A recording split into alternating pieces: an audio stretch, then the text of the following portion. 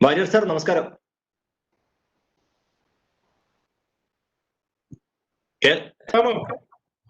കേൾക്കാമോ? വോളിയം കുറച്ച് കുറവാണ്. എന്റെ കുഴപ്പമായിരുന്നു. ഓക്കെ. നമസ്കാരം സർ.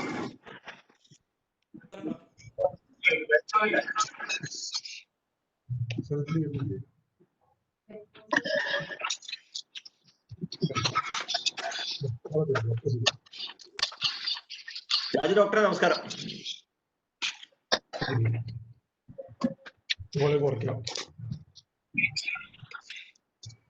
കൃഷ്ണ ഡോക്ടർ ഉണ്ട്.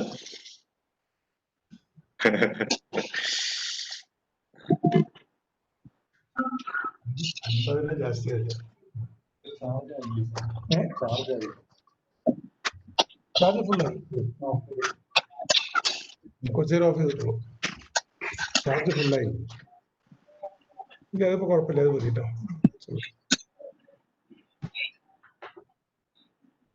ഇനി തീർക്കാം. ആദ്യം ഞാനാണല്ലോ പറയാനുള്ളത്.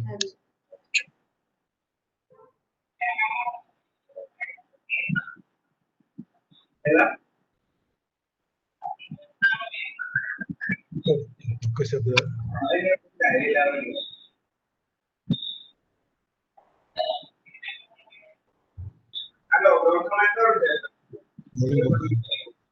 Volume കുറയ്ക്കാനേ function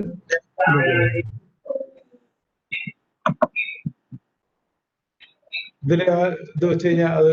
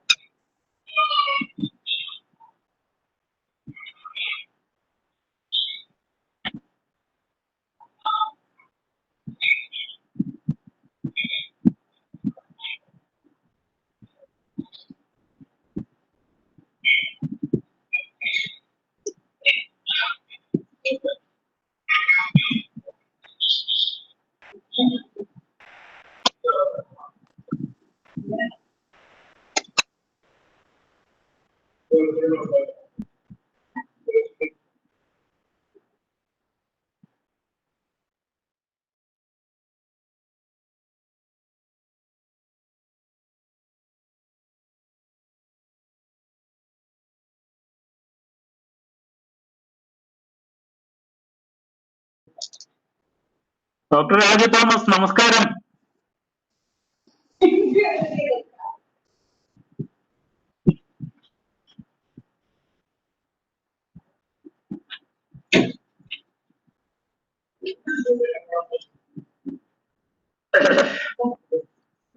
കേൾക്കാമല്ലോ.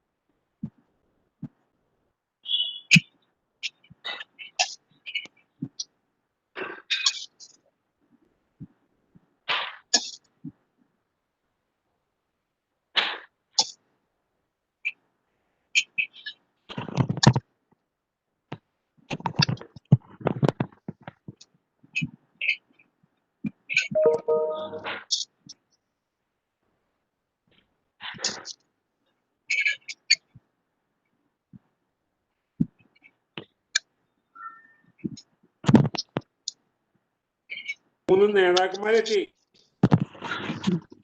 മാധവൻകുട്ടി അൺമ്യൂട്ട് ചെയ്യൂ. അൺമ്യൂട്ട് ചെയ്യൂ പ്ലീസ്. മ്യൂട്ട് ചെയ്തിട്ടില്ല.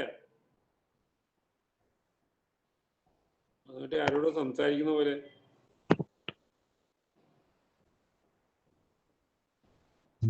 ഡോക്ടർ അൺമ്യൂട്ട് ചെയ്തിട്ടില്ല. നമസ്തേ മാധവൻകുട്ടി. നമസ്തേ. മൂന്ന് നേതാക്കന്മാരെത്തിയിട്ടുണ്ട്. അഹമ്മയുടെ കൃഷ്ണകുമാർജി,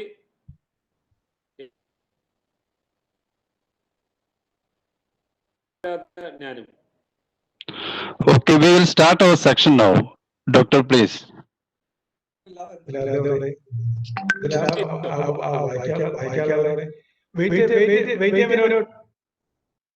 ആരെത്തിയില്ല.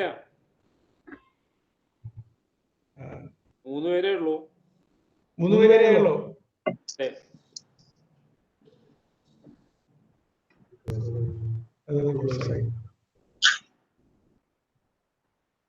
ഷൈല ടീച്ചർ ജോയിൻ ചെയ്തിട്ടുണ്ട്.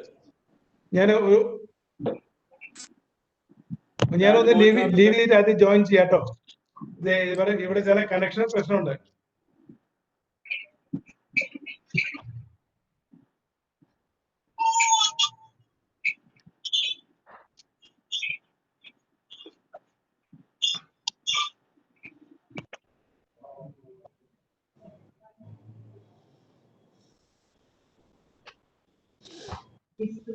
അതെവിടെ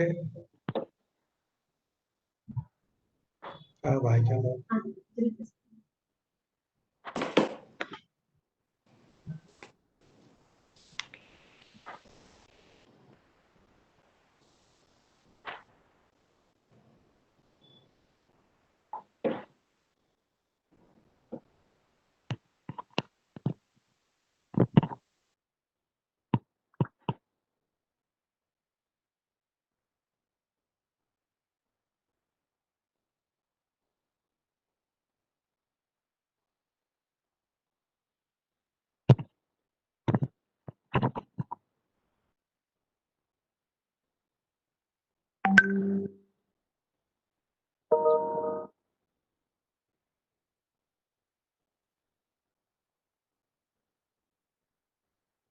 സർ, ഡോക്ടർ കണക്ഷൻ എന്തൊരു ഇഷ്യൂ ഉണ്ടോ സർ?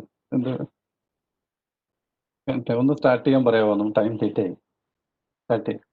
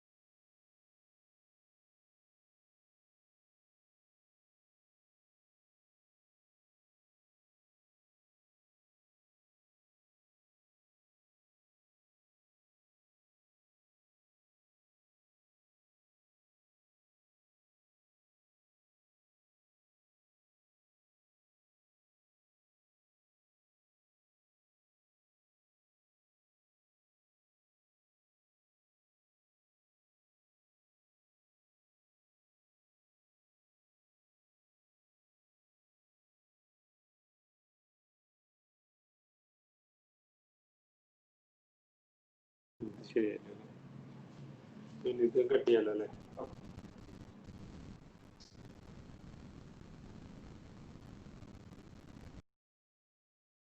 ഇതിലെങ്ങനെയാണ് സൗണ്ട് ഇത് കട്ട് ചെയ്താൽ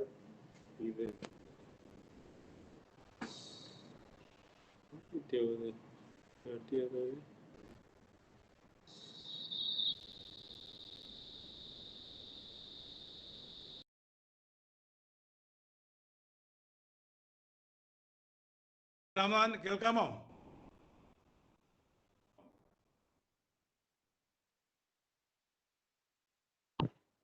ഹലോ, കേൾക്കാം. Yes, പറഞ്ഞോ, sir. കേൾക്കാം. കേൾക്കാം. Okay,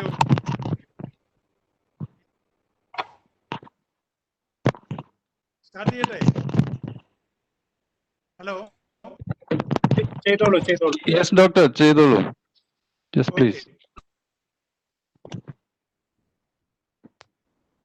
I'm sorry because there was some connection problem. I managed to get through the mobile. So I am starting. A very good afternoon to all the dignitaries and delegates for this session of Global Ayurveda Summit. It is based on the theme Ayurveda for immunity in.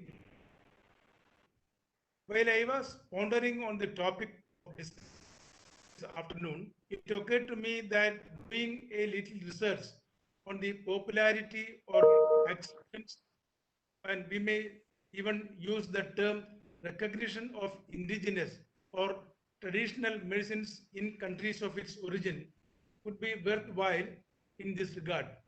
Apparently, the vast literature given to traditional medical practice in respective countries, the concept,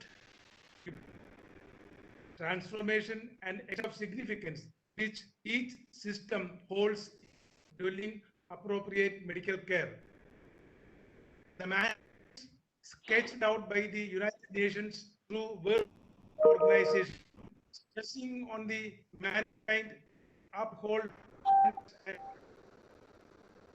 mainstreaming traditional medicine along with modern medicine. As we know, the advent of technologies, of molecular biology, and so on, eventually lead to the modern era of drugs-based healthcare delivery, largely employing synthetically derived pharmacological constituents. Our system of medicine gets more attention in this background owing to or herbo-mineral repositories. Further, deeper exploration of all its advantages in the healthcare domain, including preventive medicine. Preventive medicine and immunity could be applied conjointly. In fact, the current times demand the unveiling of medicines which would back up the confrontation of infections.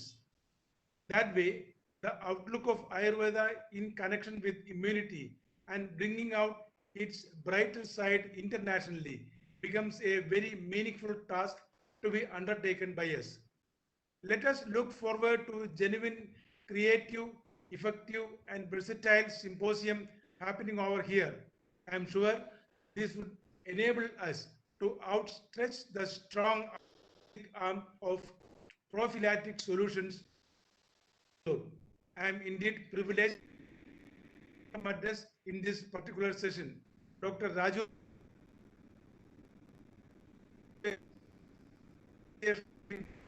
Dr. C.S. Krishna Kumar, General Secretary, Ayurveda Hospital Management Association, Dr. D. Ramanathan, General Secretary, Ayurvedic Medicine Manufacturers Organization of India, Dr. Raj Mohan,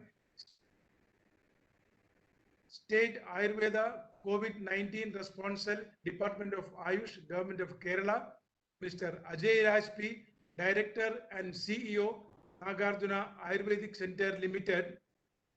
I take this opportunity to welcome all of you to this afternoon session of Global Ayurveda Summit 2020. Most importantly, all the delegates virtually present over here. Your presence matters the most in fulfillment of our objectives in the conduct of this program. With immense pleasure, let me welcome all of you to this program. Raju Thomas, President AM, would be on today's topic. Over to Dr. Raju Thomas. Thank you, P. sir. Good afternoon, one and all. I am here representing Ayurveda Medical Association of India, an umbrella organization of are from the government, private sector, Ayurveda Academy, and the industry. On behalf of Ayurveda Medical Association of India, I congratulate the Confederation of Indian Industry Kerala and express our gratitude for arranging this month-long event, Global Ayurveda Summit 2020, with the theme Ayurveda for Immunity. As of now, we are passing through an unprecedented and unpredictable grave situation. At present, there is no proved medicines in the modern medical system to treat or prevent the coronavirus. Preventive measures such as hand washing, safe distancing, respiratory hygiene, and symptomatic treatments are the only options available. As such, it is high time that the possibilities of all other medical systems are explored to combat the COVID-19. With the experiences and the experiences so far with the COVID-19, it is obvious that prevention is the better way to contain COVID. I think in that immunity, personal as well as social hygiene, and strictly following the protocol of breaking the chain are the key factors to prevent the disease.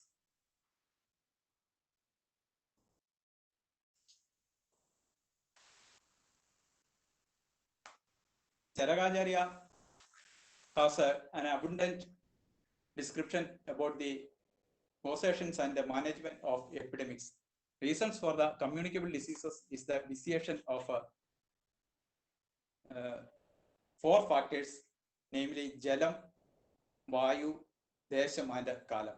This will affect the entire population. The diseases will usually spread by personal contacts, frequent touching of the body parts such as nose, eyes, mouth, etc. Inhaling the exhaled air of the patient, dining, sleeping, or sitting together, sharing of clothes or other personal objects, etc. Acharyas also emphasize our responsibility that we should not be a source of infection for others, so that we must cover our face during a burst of laugh, cough, sneezing, or even loud speaking. Even after thousands of years, there is no change in the basic concepts or theories regarding the spreading of pandemics such as COVID-19. Ayurveda is the science of life which guides us for a healthy, long, and a good quality life. For every ailment, Ayurveda has a preventive, curative, and rehabilitative approach. In the preventive aspect of the pandemic, Panchakarma therapies and Rasayana drugs are the best option. Every person should increase his general health by following the advices, so that he will be able to fight successfully against unexpected attacks of various diseases, especially communicable diseases. We know that Shodhana therapy, and it will expel the impurities and provoke the doshas from our body. Rasayana is the way to promote good health and longevity. And when a patient is unhealthy, Rasayana drugs will work as curative methods and maintains proper health. Ayurveda specially advises the Dinacharya, that's the daily regimens, Riducharya, the seasonal regimens, for the proper maintenance of our health. According to Ayurveda, Agni-mandya, or impaired digestion, is the root cause of all ailments. So we should be very selective in our food habits, especially with respect to our age, digestive capacity, etc. In children, the digestive capacity is developing only, and in the elderly people. So we should consider all these factors while talking about the food habits and so on. Vyadhi Shamattam is the term used by Acharyas to define immunity. Immunity is the power of the body to prevent the development of a disease or to resist a developed disease. Ayurveda has a great treasure of knowledge and clinical wisdom to improve the innate immunity without imparting any harm to our body. And Charagacharya defines 3 types of bala or immunity: Sahaja, Karaja, and Yuktivrta. Sahaja bala is the constitutional strength and is gained through genetic factors right from the formation of the fetus. Karaja bala is the immunity level at various stages of our life, such as youthfulness, favorable seasons, climate, etc. Yuktivrta bala is the immunity acquired through proper diet, regimens, exercises, mental habits, etc. In infants and young children, the immune system is not well developed, and in the age, immune response is very low. It is due to autoimmune activities, free radical activities, etc. In the COVID-19, the severely affected or diseased persons are mostly aged people or those with comorbidities or immunocompromised in some way or other. The immunomodulatory actions of our drugs such as Indugandha, Sudarshan tablet, and single drugs like turmeric, Kiriath, Uduchi, Ashwagandha, Irattimadura, they have been revalidated through modern research methods. The spices such as Dhanya, Jeeraga, garlic, Achivan, etc. have proven and time-tested antiviral activities. We know that Nasya is the application of medicines through the nostrils with the sesame oil, coconut oil, or Anadaila, etc. is very highly effective in the infection of upper respiratory tract. And Chavanaprasha is the all-time best for immunity modulation. In Kerala, Ajavan is traditionally used for preventing and curing communicable respiratory diseases and fever. It is a century-old tradition.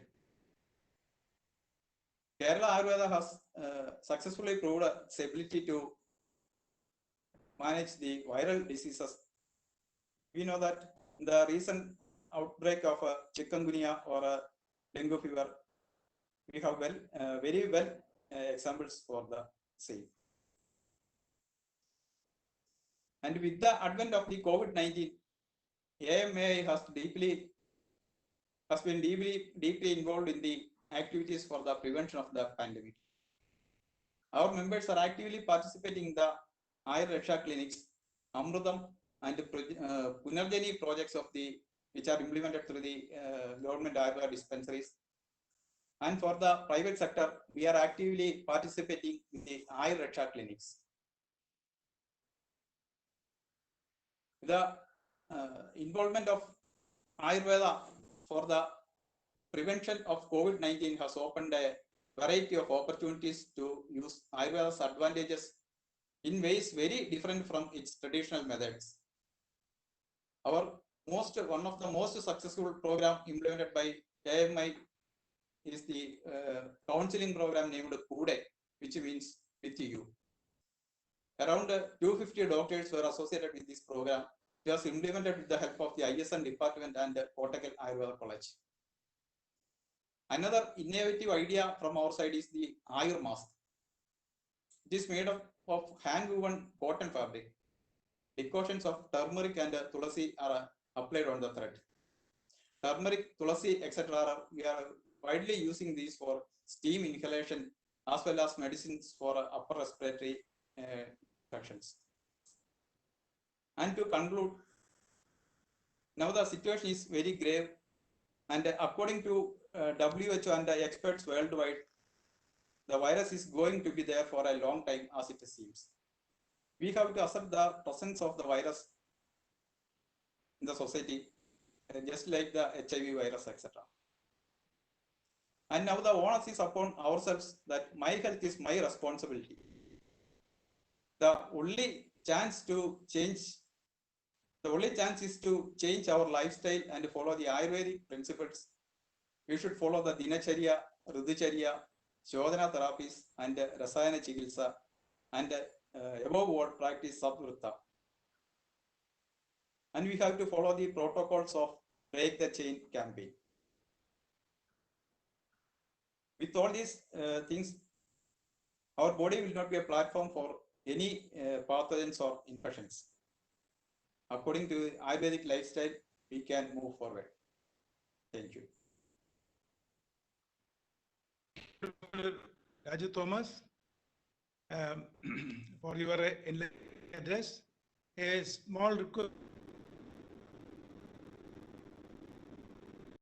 Exactly 3 will log in. So we have, before that, we have to conclude all other speeches or more speeches. So request all of them just to keep their speeches maximum to 5 minutes. Otherwise, we will not be able to finish this on time and welcome our minister. Thank you. Now, next, I call upon Dr. C.S. Krishna Kumar, General Secretary, Ayurvedic Hospital Management, would also be covering the topic Ayurveda for Dr. Krishna Kumar. Yes, thank you, sir. Krishna Kumar. Most respected Chair Dr. P.M. Warrior, Dr. Ramnath sir, Dr. Raju Thomas, Mr. Ajay Raj Padasheri, and all other dignitaries. At the onset, I hereby express my sincere thanks to the organizers of Global Ayurveda Summit 2020 for inviting me to deliver a small speech on Ayurveda for immunity. Ayurveda for immunity. I congratulate the CII for organizing such a fantastic event, Global Ayurveda Summit 2020, and selecting this subject, Ayurveda for immunity, especially in this pandemic era. Anyway, I am going to express my personal experiences in some of my personal experiences in related to the immunity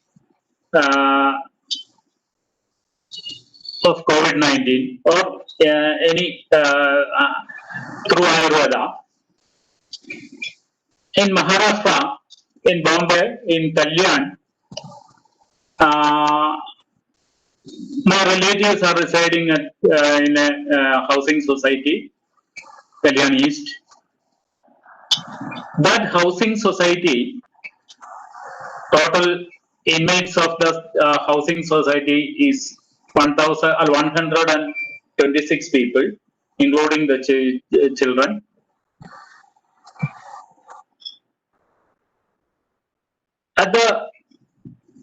In April month, 26 people are identified with the COVID-19 positive. So my niece, she called me and asked me for any preventive medicine or something. Definitely, I have prescribed some medicines, usual medicines, the Indagandhan Kashayam, Sudarshanan Guliga, then Vilvadi Guliga, then gargling with ginger and lemon juice, then inhalation. So the normal medicines we used for the prevention of such viral infections are advised. In that society, 42 people have taken these medicines. Total 42 people have taken these medicines. Out of 42, only one patient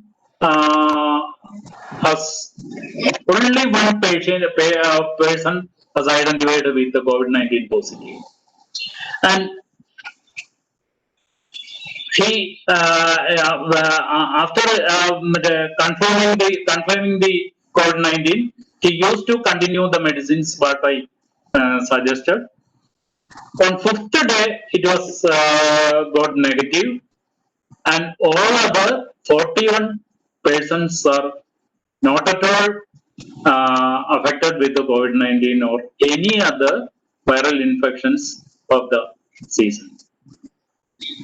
So that very enlightened me to continue this or advising my. In Kerala, I know that in Kerala, treating COVID-19 by Ayurvedic doctors or other Ayurvedic systems are not encouraged by the government. But definitely, I have treated COVID-19 positive patients abroad and out of Kerala. I have all the records and case sheets with me. Total 32 patients are treated by me. COVID-19 patients are treated by me. All the 32 patients recovered and came into negative COVID-19 negative within 5 to 11 days. Without any complications or without any emergencies. So, I am very much excited to express these experiences, and I am preparing a paper in connection with this. I have used only the common medicines taught for immunity building against these pandemics or these viral infections, etc. Anyway, the immunity, Ayurveda for immunity, that's an excellent subject taken up by the CIA in this Global Ayurvedic Summit 2020, and once more I thank you for calling me for an address and share my experiences before you. Thank you once more. Thank you, Dr. Kumar, for your enlightening address. Now I call upon Dr. Ramanathan, General Secretary, Ayurvedic Manufacturers Organization of India. And Thank you. Please stick to your time, less than 5 minutes. Thank you. No need 4 minutes only. Okay, thank you. Thank you. Thank you, my friend, chairman of the CA Ayurveda panel, Dr. P.M. Warrior, and President AMMI Raju Thomas, and C.S. Krishnakumar Ahma. Most of my points is already covered by Raju Thomas and Krishna Kumar, so I don't want to lengthy speak regarding the aspect. But my job is for a very interesting 1 second. Every 1 second in India, one COVID patient is positive now. This is the present scenario. So then it is a how to we can escape. That is already Krishna Kumar is already mentioned that it's a treatment through the Ayurveda. Is most of the patients are not going to any complication, and he is helpful for the any other complication regarding the. That is a very good news. Very congratulations, Mr. Krishnakumar. You have please publish as early as possible there. So now that is CAA, we are planning to Ayush Shield. Actually, we are planning a 13 type of manufacturing and promoting the 13 type of the medicine.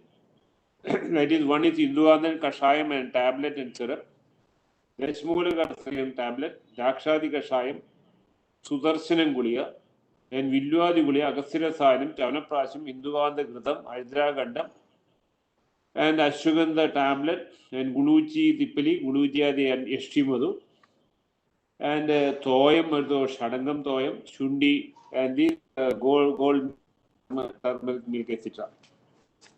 For your information, the last 3 months, the manufacturing unit has a good potential now. 80 to 90% of the achievement, the turnover, the COVID-19, we are possibility we can achieve. Only because of the most of the need of the, that is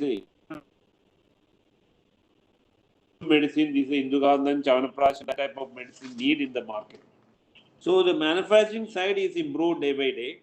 Only the problem they are getting the raw material, availability of the raw material, and also some workforce also very badly affected. For that is in Kerala, we have put in a place of structure approach in Ayurveda Raksha clinic in the government sector. I think Mr. Rajmohan Kaved is that whole area, and it's also in the private sector function Ayush. For your time tablet, everybody all are using now for the preventive method. And Villuadi Guliya is a proved time and again the efficacy of tackling toxicity. And Sudarshan tablets is accumulated for its role of preventing its severity and reducing intensity of the viral infection. And Chanaprasha is widely popular formulation used, especially the Indian gooseberry, Amala, is also vitamin C, sodium, potassium, ingredients are there. Then everybody is using as a modern day nutraceutical. Now is available in the Chanaprash and Kashayam also. So some people are not like that. That is the Chanaprash and Kashayam also they are taking now. My last point is Abaraj Churnam. Abaraj Churnam, what happened for the first time in India, the ISM government medical college provided and came together to study efficacy of Abaraj Churnam for fumigation of air and living spaces. The expert team consists of the 12 Ayush officers, district medical officer, and district collector, conducted the study in 4 migrant labor camps housing COVID positive cases. The study, which was spent over a period of 9 days, gave a stunning result. Microbiology studies conducted afterwards, the studies and analysis showed that bacterial and fungal growth was reduced by nearly 97%. Also noted, this is a preparation can effectively destroy gram-positive and gram-negative bacteria.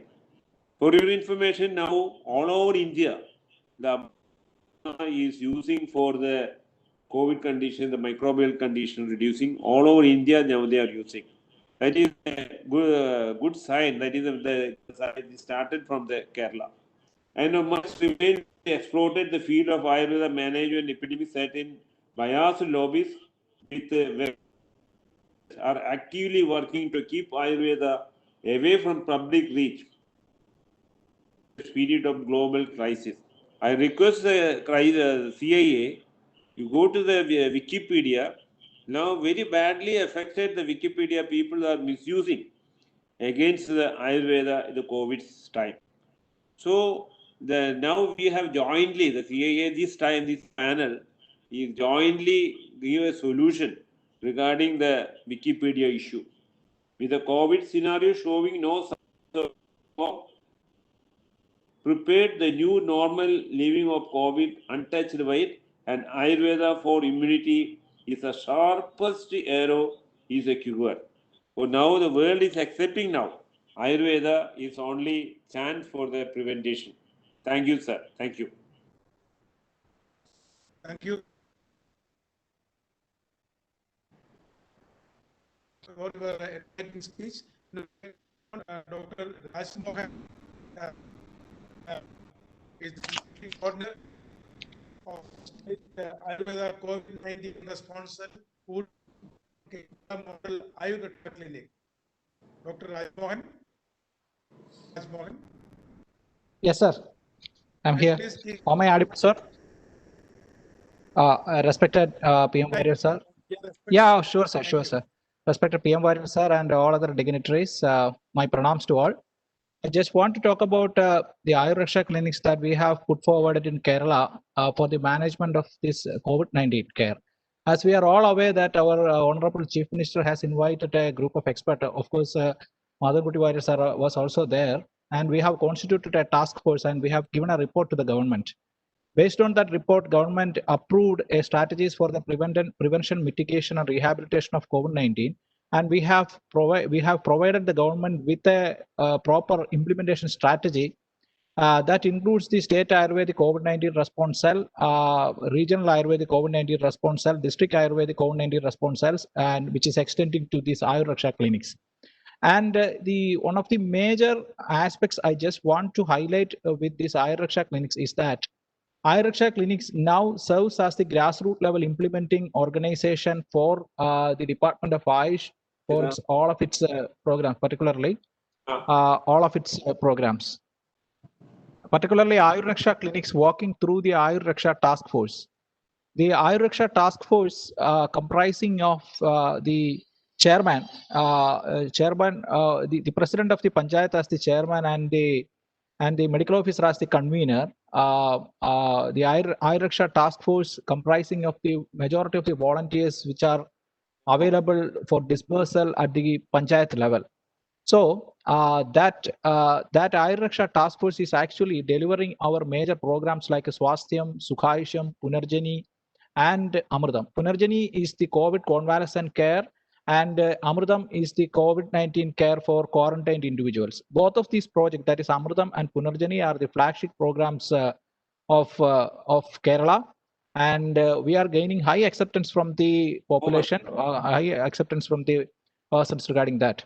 So my point to discuss is that when we converted Ayurveda clinics, when we converted our dispensaries from a mere, our dispensaries were mainly focusing on diagnosis and dispensing of medicines. We have converted that into Ayurveda clinics because we are here to protect the Ayush, protect the life. That message we have given, and of course that attempt was a great thing. And we are implementing our programs through a PPP mode, private public participation mode, in which the grassroots level, Ayurvedic Medical Association, private doctors, and our students are working in Ayurveda clinics to implement this program. I hope that this Ayurveda clinic, if we will be able to continue these activities in the future level also, we will be able to reach in the grassroots level of the Panchayat of Kerala, and every Ayurvedic physicians can turn into a family doctor. That's all for today. I'm not taking too much of time. Thank you for inviting me to this program. Thank you. Thank you very much. Thank you.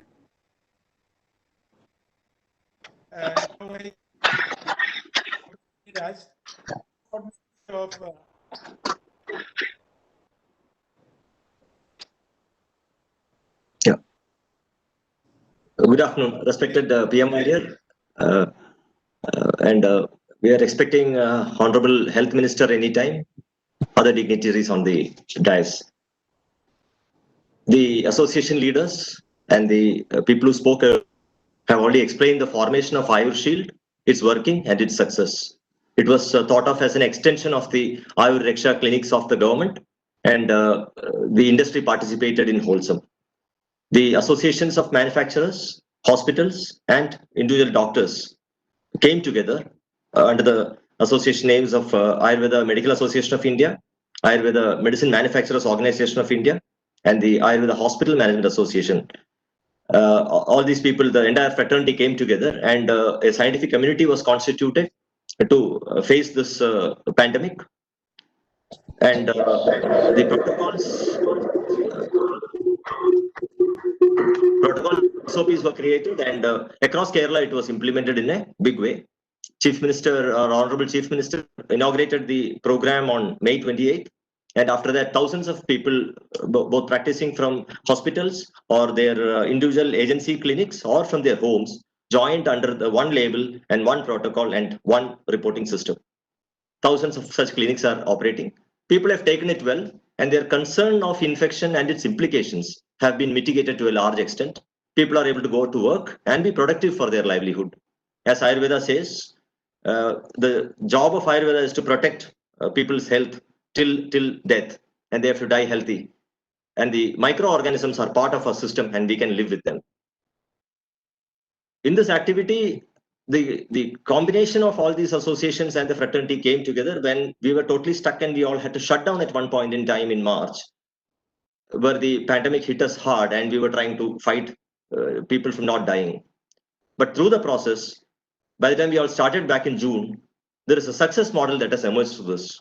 It involves common protocols, communication discipline, and recording of cases as its principal components. It also developed a new language and approach, now propagated through our media of AyurShield, named ayurvedacommunity.org.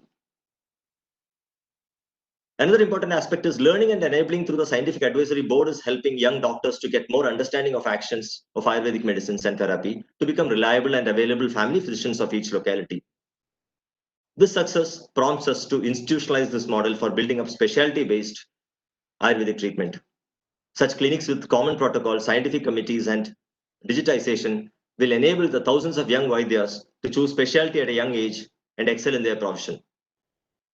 It is important that the objective of Ayurveda, providing easy health till death, is implemented. This whole movement can form the foundation of re-establishing Ayurveda as the conventional medicine, and the true concept of integrative medicine help the patients to plan specialty treatment, considering Ayurveda as the mother of all medical sciences. The future model will also connect telemedicine and delivery of medicines to homes of patients. Kerala has fought it well. Kerala has developed new models, and it is now time that we present this whole to the whole model and success to the global community. And into individual regions, they can take help from this model, and Ayurveda can spread and become the health science of the world. Thank you so much. Thank you, Ajay. So, dear friends, the first session is over, and we are going to have a break now. Srimati K. Teacher, our Honorable Minister for Health.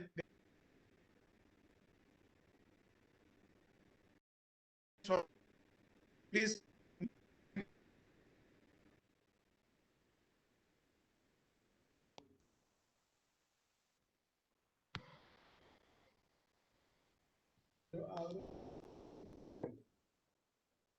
അതുകൊണ്ട് കാപ്പി തരുമോ? നോക്കുകയാണ് രാമനാഥൻ. നമ്മളെ സ്വദേശ ചടങ്ങൊക്കെ മീറ്റിങ്ങിന് കാപ്പി ഉണ്ടാവില്ലോ. അതെ, മാധവൻകുട്ടി കഴിക്കുന്ന പോലെ കഴിച്ചാൽ ഞങ്ങൾ കഴിച്ചോളാം.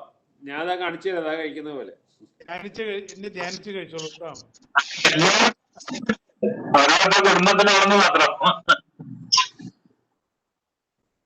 എന്താ കൃഷ്ണകുമാരി പറഞ്ഞേ?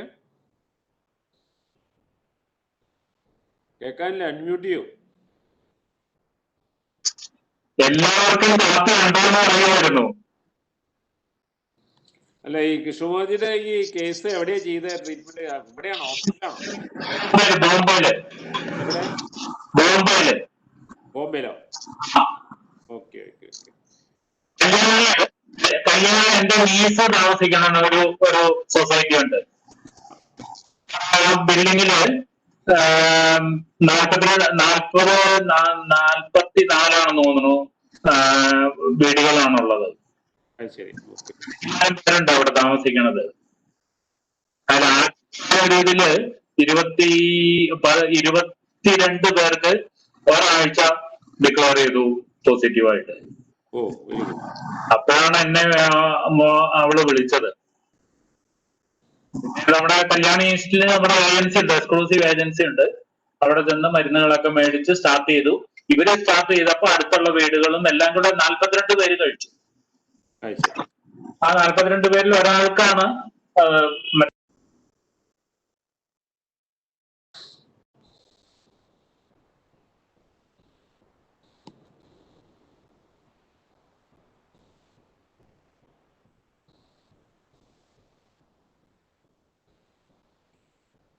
Unmute you. അതിനുശേഷമാണ് ഞാൻ ബഹ്റിനിലും മറ്റേ ദുബായിലും ഒക്കെ ആയിട്ട് 22 പേഷ്യൻസിനെ ട്രീറ്റ് ചെയ്തു. അവർക്ക് പക്ഷെ ഈ പ്രിപ്പയർഡ് മെഡിസിൻ കിട്ടാവുന്നിടത്തോളം മേടിക്കാൻ പറഞ്ഞു. അല്ലാത്തതൊക്കെ ഈ ഗാർഗിളിങ്ങും അതുപോലെ തന്നെ ഫെർമെന്റേഷനും പിന്നെ സിംഗിൾ ഡ്രഗ്സ്, മഞ്ഞളും അശ്വഗന്ധ അങ്ങനെയുള്ള സിംഗിൾ ഡ്രഗ്സ് ഇതൊക്കെ തന്നെ കൊടുത്തുള്ളൂ. 5 to 9 days കൊണ്ട് എല്ലാവർക്കും നെഗറ്റീവായി. കോംപ്ലിക്കേഷൻസിലേക്ക് ഒന്നിലും പോയിട്ടില്ല, ഒരാൾക്കും പോയിട്ടില്ല. ഏജ് എന്താണ് 42.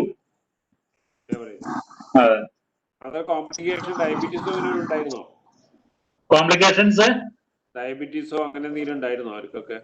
അതിന് 6-7 പേർക്ക് ഡയബറ്റിക് ആണ്. പ്രഷർ അതിലും കൂടുതൽ ഉണ്ടായിരുന്നു. മറ്റേ 10-12 പേർക്കോളം ഹൈപ്പർ ടെൻഷൻ ഉണ്ടായിരുന്നു. ഒരാള് ഒരു ക്യാൻസർ പേഷ്യന്റും ആയിരുന്നു. ഗുഡ് വൺ, നല്ലൊരു കേസാണ്. ഞാൻ എക്സ്പീരിയൻസ് ഒന്ന് ഷെയർ ചെയ്യാമെന്നാണ് വിചാരിച്ചത്.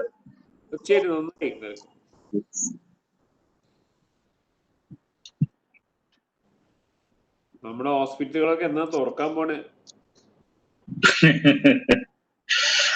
ഓരോരുത്തർ തുറന്നിട്ടുണ്ട്. മിക്കവാറും എല്ലായിടത്തും 2-3 പേഷ്യൻസിനെ വെച്ച് റൺ ചെയ്യണുണ്ട്. ഇപ്പൊ മരുന്നൊന്നും കൊടുക്കാൻ പറ്റില്ല, കുറച്ച് വൈകി തുറന്നാല് ഞങ്ങൾക്ക് കുഴപ്പമൊന്നുമില്ല.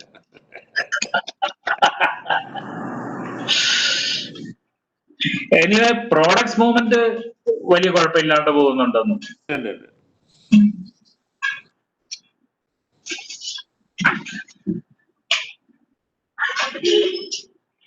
മറ്റേ ഇതിന്റെ മീറ്റിംഗ് എപ്പോഴാ സ്റ്റാർട്ട് ചെയ്യണേ? അത് 4 മണിക്ക്, 4:45 ഇത് കഴിയുമ്പോ 4:00. ഇത് 4:30 കഴിയല്ലോ. 4 മണിയാകുമ്പോഴേക്കും പിക്കവാര് വരാന്ന് പറഞ്ഞിട്ട് കൃഷ്ണവാജി മറ്റേ പിക്കവാരുണ്ട്, മറ്റേ ഇദ്ദേഹം വരുന്നുണ്ട്, മിനിസ്റ്ററും വരുന്നുണ്ട്. മിനിസ്റ്ററും വരുന്നുണ്ട്. ഭൂഷൺ അപ്പോഴേക്ക് തുടങ്ങുമ്പോഴേക്കും യൂണിയൻ മിനിസ്റ്റർ നായിക? ഇല്ലില്ല, മറ്റേ നമ്മുടെ minister Raveendra sir. Raveendra sir, Raveendranath sir. അദ്ദേഹം കോവിഡ് വിമുക്തനായിട്ട് പുറത്തിറങ്ങിയിട്ടില്ല അതുവരെ. അത് ശരി. അറ്റാക്ക് ആയിരുന്നു. Hello, Ajit this side. Sir, other speakers are also joined, and Minister also will be joining shortly, please. Yeah. കാപ്പി തരാത്തോണ്ട് ഞങ്ങൾ ചൊല്ലിയിരിക്കുകയാണ്.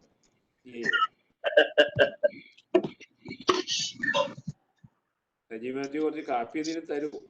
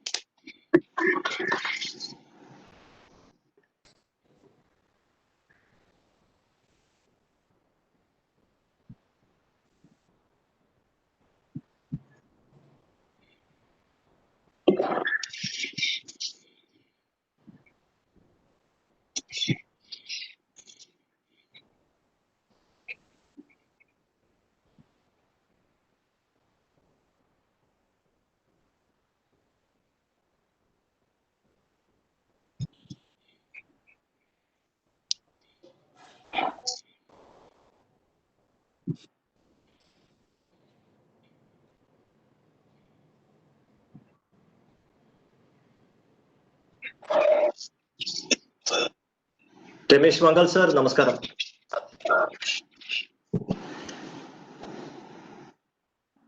Welcome to this. We are waiting for the minister to join.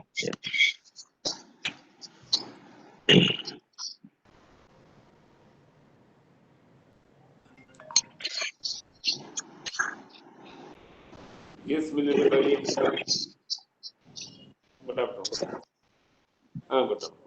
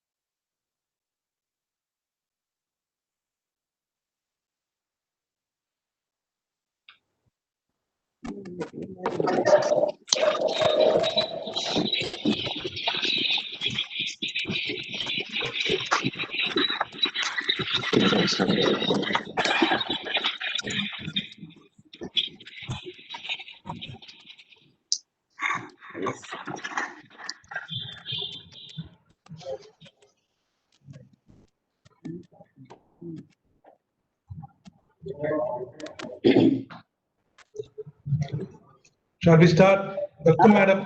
Hello. Welcome, madam. Yeah, Let's start.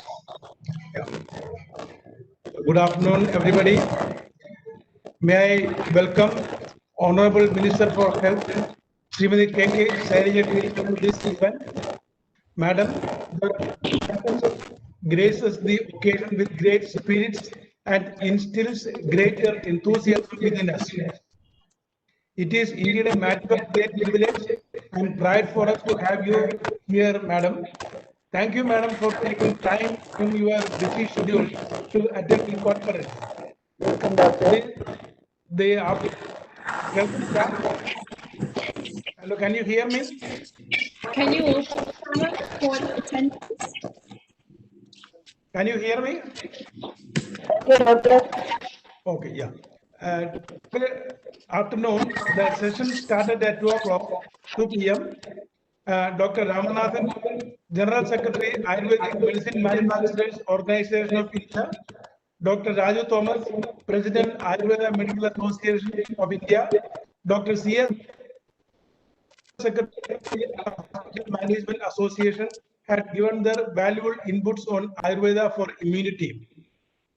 Dr. Rajmohan, State Coordinator, State Ayurveda COVID-19 Response Cell, Department of Ayush, Government of Kerala, enlightened us on Ayur Raksha Clinic, Kerala model. Mr. Ajay Raj P, Coordinator of Ayush Shield program, have briefed on that. AMAI, AHMA, AMOI are all supporting associations for organizing the global summit, and we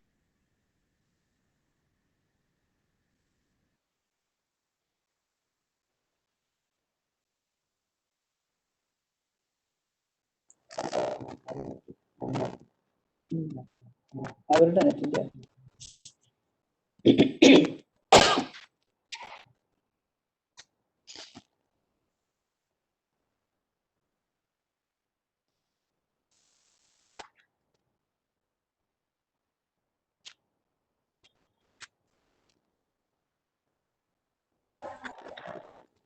Honorable Dr. PM issues, we kindly help you take notes.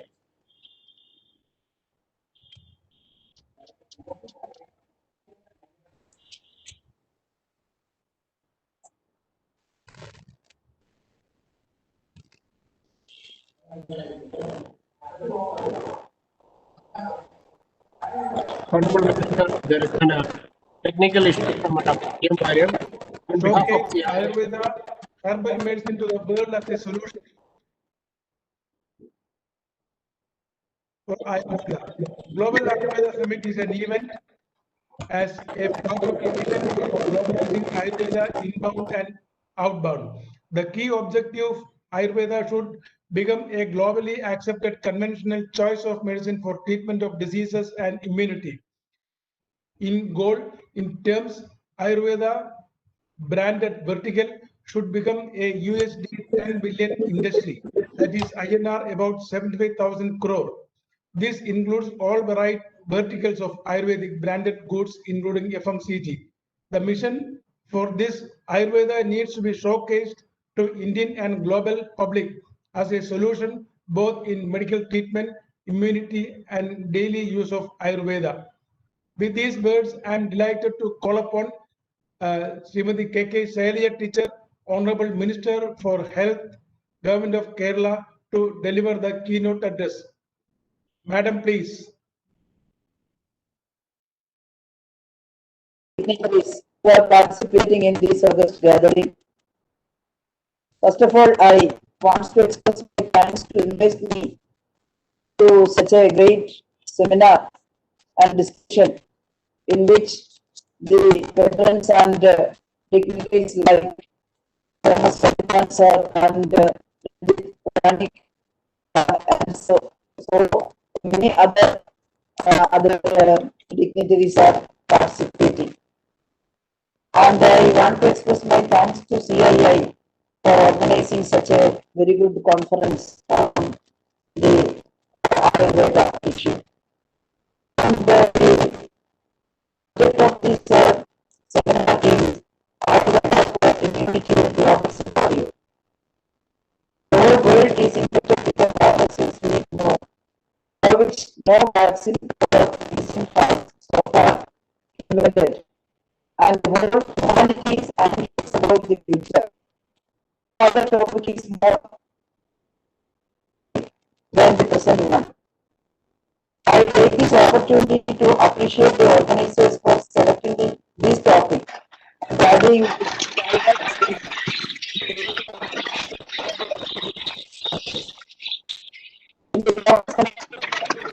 discussing pandemic the people to keep themselves safe and protected.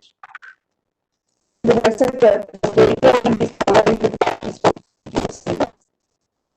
along with the modern medicine, automated medicine systems are also supported by more here.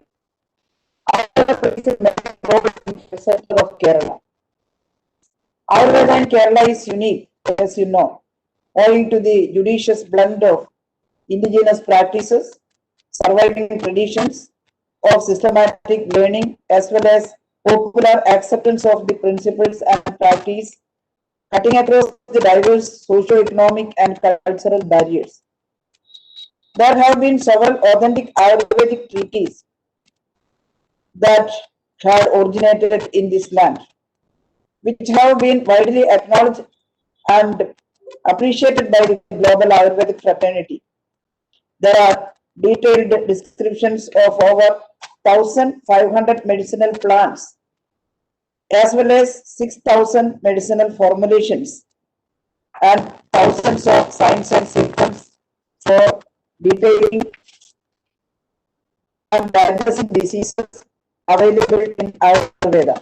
There is a story that once Barbara came to this part of India from Sindh in search of herbs and stayed here and find that so many thousands of herbs are here, and he satisfied and stayed here, and he believed to God, right, Ashtanga Hridaya. Some families are here as his disciples, etc.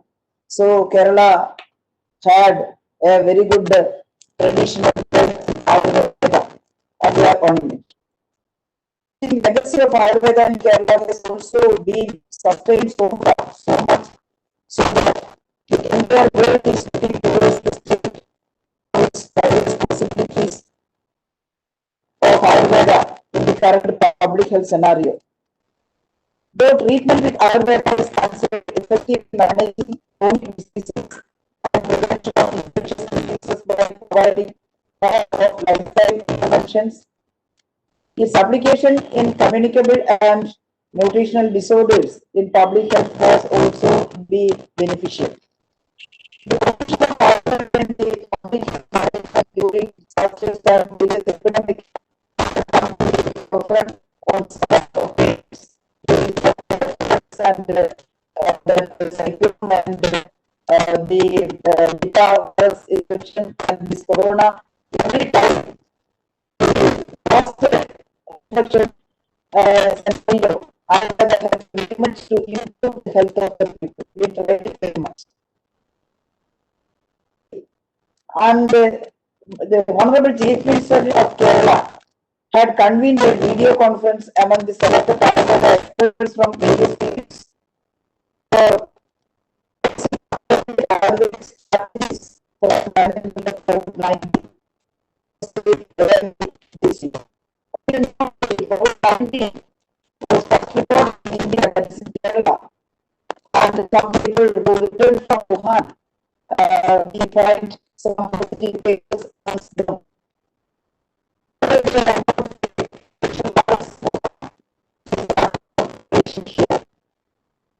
Preparation and practices and started operating procedures and protocols set by us helped Kerala very much to contain the corona in the and it was a very good success during that period. Because of our very preparedness. Three of the students who returned from Wuhan tested positive for COVID-19 here. But because of something here and February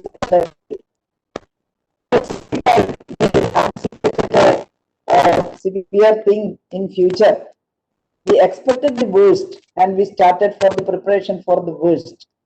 During that preparation, we decided to conduct a meeting with our also. And discussed what Ayurveda a very good discussion we decided some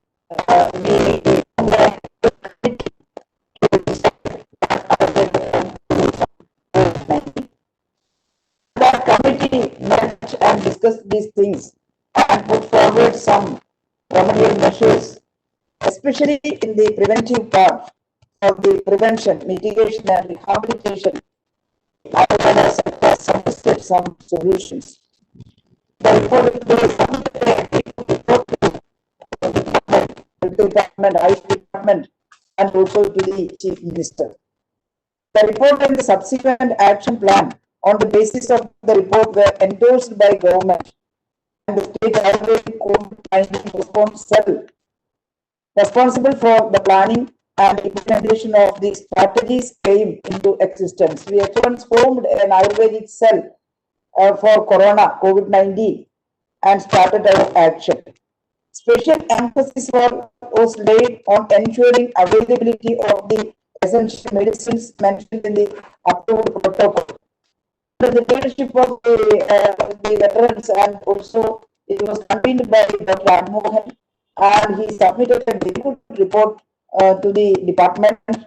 And in that department, emphasis was laid on ensuring the availability of essential medicines mentioned in the protocol, and coordinate the smooth running of the program, ensuring the active participation from all stakeholders, and ultimately fortify the campaign of the state against COVID-19 menace. Both the private and the government sector participated in the study and the preparation of the report, and some particular topics are put forward for the COVID-19 containment. And the private sector and government sector took forward the activities, and we started COVID-19 response cell in district level also, not only in the state level, district level also we started COVID-19 response cell. In modern medicine, we have a control room here, and in district level also we have the same thing. Also we started control room in state level. We started some architecture techniques around the state. In each and every panchayat we started techniques, because we have the dispensaries or Ayurveda hospitals in each and every panchayat. Another private sector, we started this Ayurveda clinic in each and every panchayat. For the enhanced reach of the entire program, to make use of this Ayurveda clinics throughout the state, both government contracted taken into the fold in a PPP model. We started some projects also. One is called Swasthya. Swasthya is intended for strengthening the individual protection against COVID-19 among various classes of the population below the age of 60. To prevention, to make them immune and to immunize them against the COVID-19 infection, we started giving them Ayurveda medicine to strengthen their immunities. That project is called Swasthya, and we supplied medicines which increase their immunity, and we supplied it throughout Kerala. Thousands of people use that medicine in Kerala. The project is called Sukhavishan. That is intended for the protection of individuals above the age of 60. Swasthya means for below the age of 60, and the Sukhavishan, that is intended for the people who are elderly and above the age of 60, and give them immune against this COVID-19 infection. And another project was called Punarjan, that intended for ensuring speedy recovery of the convalescent people. And when people are infected by COVID-19, there is no treatment, there is no medicine, as we know, but we are admitting that patients to the COVID hospital. We have a three-tier system here. First is COVID care center. People who are coming from outside the states, we are admitting them in COVID care centers. So otherwise, they are home for home quarantine, and we are watching them thoroughly with the help of panchayat and police and health department, both health and Ayush department. We are watching the people who are quarantined in their home. And if there is no facilities in the home, like a single room with attached toilet or bathroom, and we are taking that people to the COVID care centers, and we are watching whether any symptoms are rising or not. And if there are any symptoms, we are taking them to take their swabs, and we are testing them, and we are isolating the positive cases in the COVID hospitals. We have two types of COVID hospitals here. One is the COVID specialty hospitals, that is the medical college or district hospital, and COVID first line treatment centers for the A category people say or B category. We can treat them in COVID first line treatment centers. We are not trying the medicine. We can try, but because we have to obey the ICMR protocols, etc., treating them in COVID hospitals. But we are giving Ayurveda medicine to boost the immunity. The first time, initial days, we are not giving this medicine to the quarantined people, but later we decided to give Ayurveda medicine to the quarantined people also. And after treatment, when they become negative, they are leaving the hospital, but they have to suffer so many issues, so many pains, body pains, and some mental disturbance, etc. They are suffering in that convalescent state, and that period we are trying Ayurveda to cure them simply and giving them Ayurvedic medicines in that stage. In the light of this encouraging experience obtained from these flagship programs, the government later decided to extend the Ayurveda prophylactic strategies to the quarantined people also. That was a great success. The thousands of people are using Ayurveda medicine in there. And the speedy recovery among 7,000, 5,079 convalescent COVID-19 patients are reported, but it's not complete. We are taking the document program, and 2.84 lakhs of individuals under scheme and 2.69 lakhs individuals under Subhayisham. They got Ayurveda treatment, and we are making a document out of the definitely that will help us in future for study for our other actions, etc. And Ayurveda is the personalized or individualized approach, and people like it very much. And the genomic and epigenomic factors also we should address. And if we make a document out of that, that will be appreciated globally. We can say that we should have to publish that things. And I'm not taking anything, but our health policy, we gave much important place for Ayurveda, and we conducted the Ayurveda Global Conference here in 2018, and that was a great success. More than 35 countries, veteran of the experts from more than 35 countries participated in it. I think Dr. P.M. Warrior and others also helped us very much. Kotakal was one of our the conference, and it was a great success.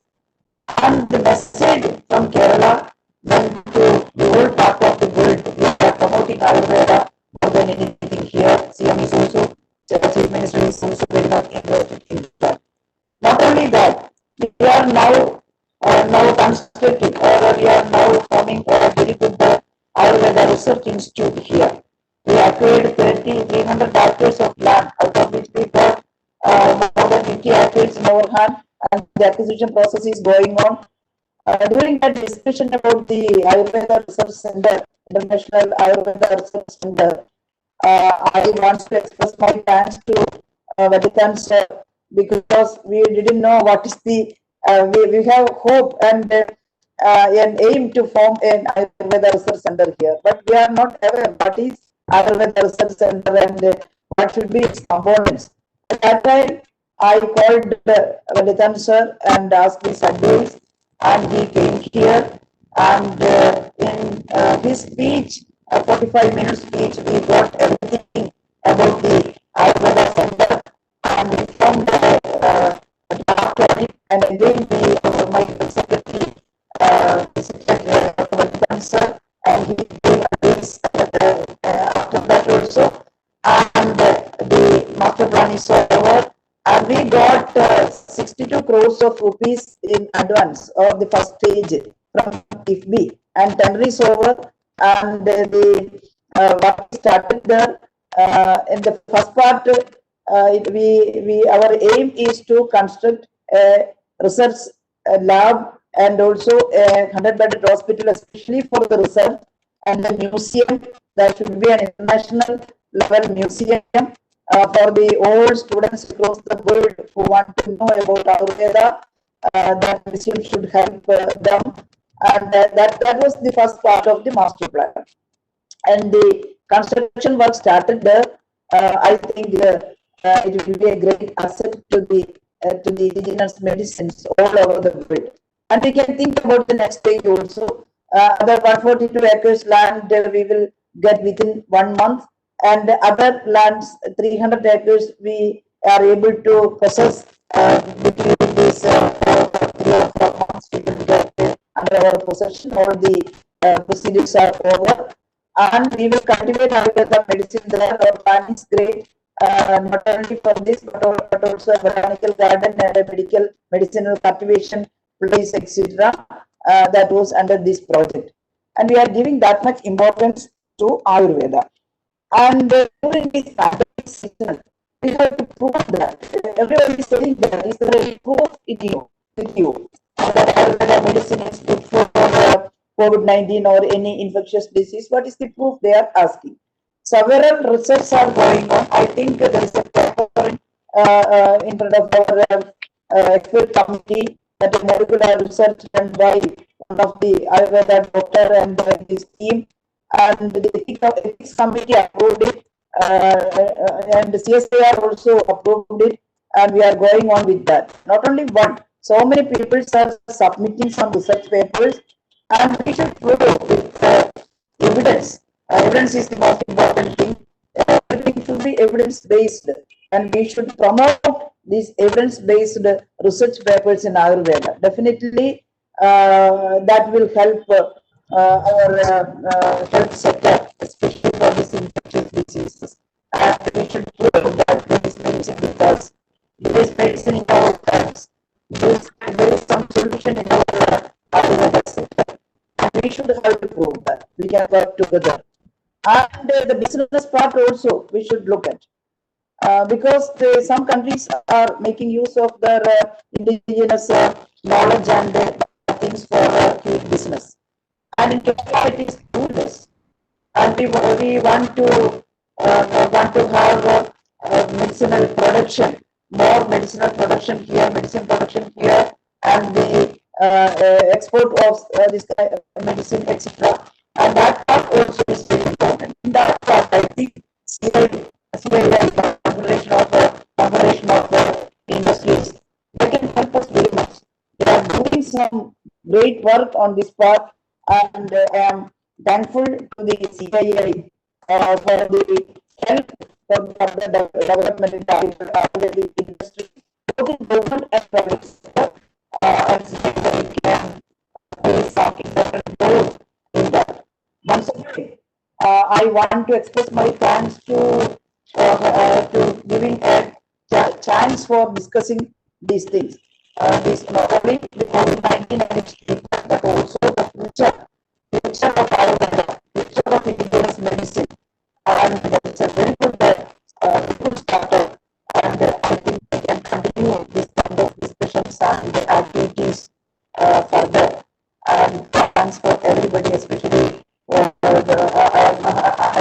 cannot keep contact with Dr. Malikan's husband, but so we are continuing our work on that research institute, and that is becoming a reality. And I convey my thanks to everybody, Dr. P.M. Warrior, who invited me for this conference for CII and the Ayurveda sector. And once again, thank you everybody. We can move forward, and we can promote Ayurveda as much as we can. Please to everybody, and I want your support of everybody. Thank you. Thank you, everybody.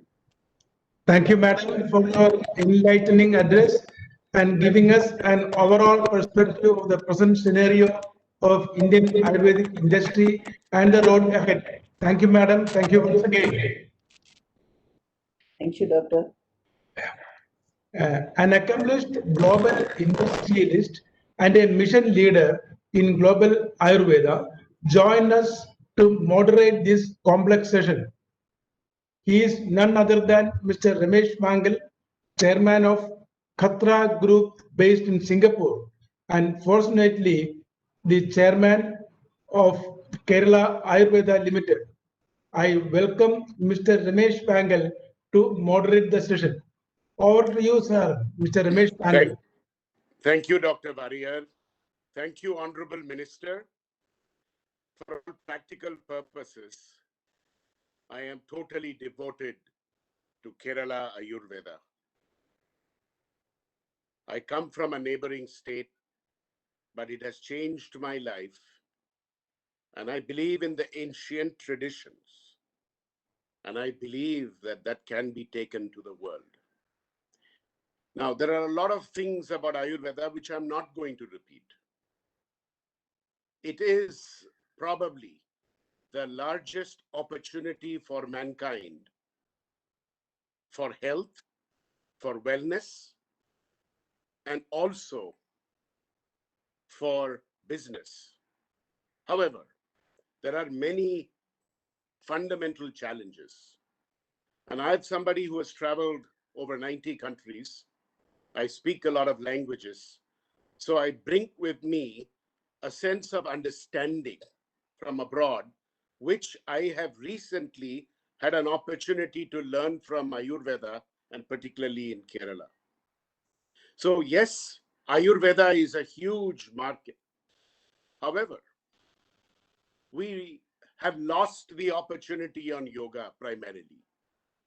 If you look at yoga, there are 75 million people practicing yoga around the world seriously, and another 200 million practicing it often. It is the largest exercise other than running. Despite the power of yoga, the heritage of yoga does not exist. It's not seen as India, as Indian. And that's a pity. And if you look at it globally, you're seeing this as power yoga or hot yoga or whatever. So if we really want to understand what we need to do, we need to enshrine Ayurveda into the deepest roots of mainstream society, of mainstream life. Wellness, not sickness. Pharma is a sickness industry. Ayurveda is a wellness industry. And there is no single time right now where there is a bigger opportunity than with COVID. The world is fed up with chemicalization. The world yearns to get back to nature. And what you need above all, you have made, ventures with Chinese traditional medicine or acupuncture. But if you look at the roots, they go back to Tibet. And if you talk to the Dalai Lama, who had an opportunity to meet 10 years ago, he told me very simply, Ayurveda is the basis of all Tibetan medicine. So in many ways, it is our conviction that Ayurveda went abroad from here to China, and it basically finds there is no text in TCM. We have text. So let's welcome this. And in this time of immunity, in time of COVID, where people are yearning to go back to nature, we have an opportunity to prove to the world that we can deliver. If there is one hurdle which prevents this, it is belief, it is credibility. Ayurveda is seen as grandmother's tale. Western scientists scoff at us. However, I am not saying we should be deeply influenced, but we have to prove them wrong. While maintaining the tradition, we will need to find a way of validating our scientific credibility while retaining the tradition. The question is how? And in that, there is a very large number of opportunities. There is no other codified text or science. And yes, I think whether it is Vagbata or Charaka or Shushruta, their texts in Sanskrit are understood, but perhaps not fully, because these were great sages, and it's only now that we are beginning to figure out what they really mean. But the most important thing is, at least we need to have an element of proof. The Western science is based on new chemical entities, single molecules. Ayurveda doesn't fit. Western science is based on pharmacopoeia, which defines that every single pharmaceutical product will be 99.99% the same. That is not true in nature. Two blades of grass are different, let alone two Ayurvedic formulations. However, we need to define a new code, a new mantra, because there are billions of clinical experiences which need to be brought into evidence to be able to create a fundamental understanding in the Western mind that, look, we have the credibility, we have the clinical experience, and we will give you proof. But that proof has to be consistent. And there are three elements. It is safety, it is purity, and it is efficacy. So we can say that within a reasonable framework, an Ayurvedic formulation is not exact, but it is similar. It has the same chemical profiles. It will work on creating or building my immunity to, say, COVID or that virus. Western science is beginning to accept the fundamental fact that nature has the talent, because 90% or 80% of blockbuster drugs in history, pharmaceutical drugs, have their base in nature. So if pharma is based on nature, it is for us to establish the purity is crucial, the ingredients are crucial, and the final product is standardized. I know it's very difficult because the products are so complex, particularly in formulations. But that is where we have to fight to make a code.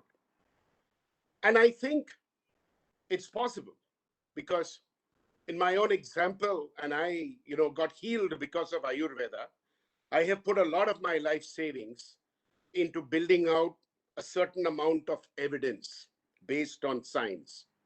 We collected a few US patents, and we have got a drug discovery company in Silicon Valley run by a very famous Indian to try and maintain this. And we are trying to bring products to the market which are probably world-class in the sense they meet California's Prop 65 capability. The other thing that I would like to say, our trials, whether it is in vivo or whether it is clinical, have to be made. And we will need to mobilize the large number of the Indian power which exists within the Indian diaspora and find a way of pulling them together. And this is something I would like to actually ask our scientific community to put this thing together. Look, for example, turmeric milk. In Hindi, doodh haldi, manjal pad. But I'm asking you, now it is coming back as something major. And if you go to the US, even prior to this, you will see Starbucks is offering a turmeric milk alternative. My question, we need to own the brand, ladies and gentlemen. We need to own the concept. And for the concept, we need thought leadership. And that thought leadership is not just in terms of science alone, or not just in terms of the scriptures, not just in terms of the texts, but also in the brand.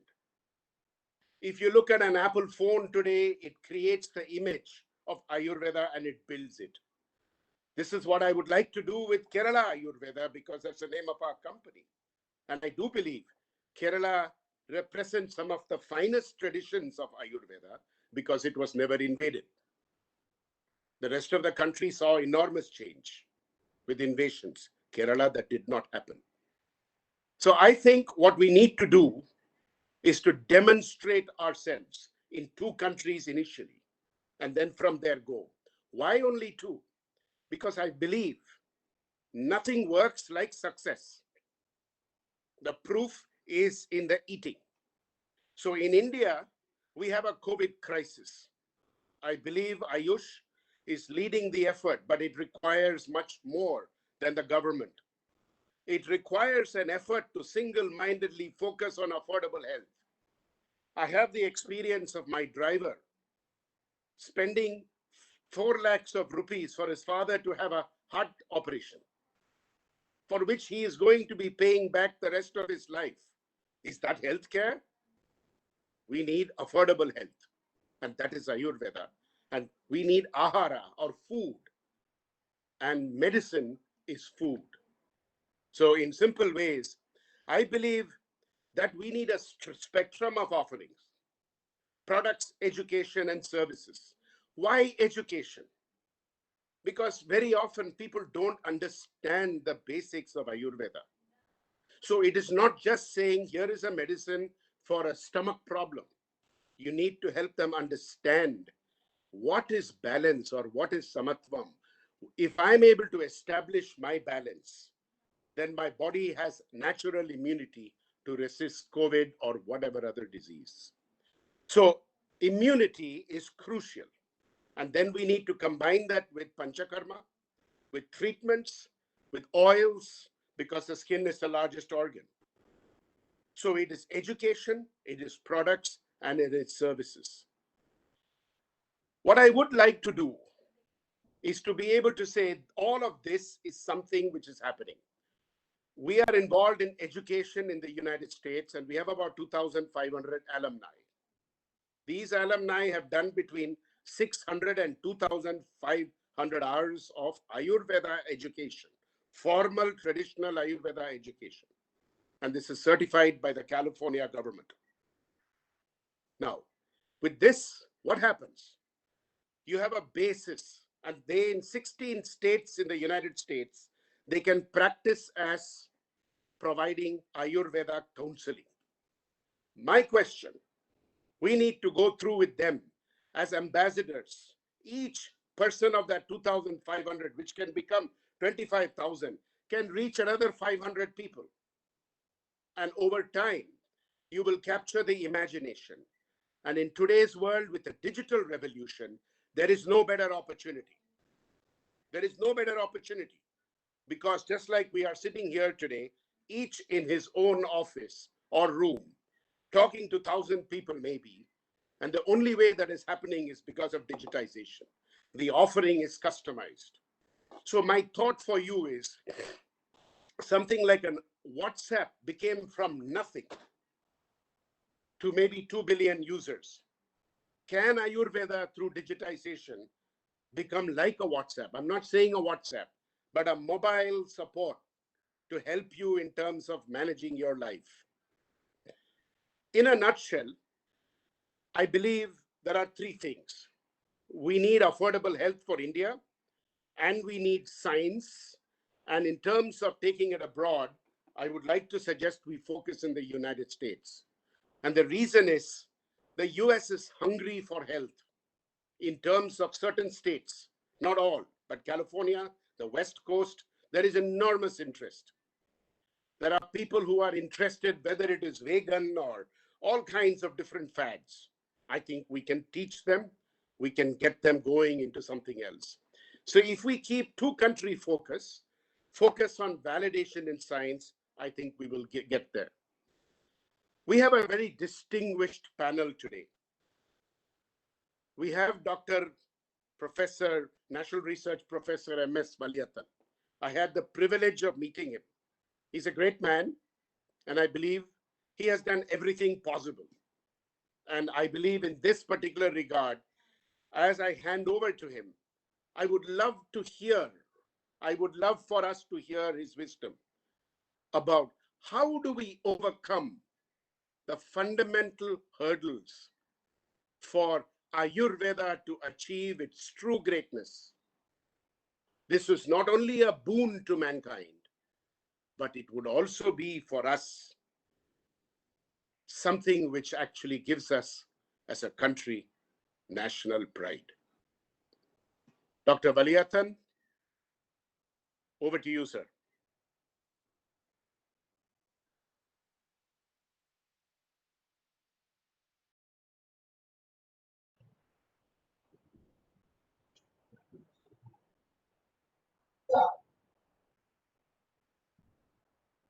We are unable to hear you, Mr. Valiyathan.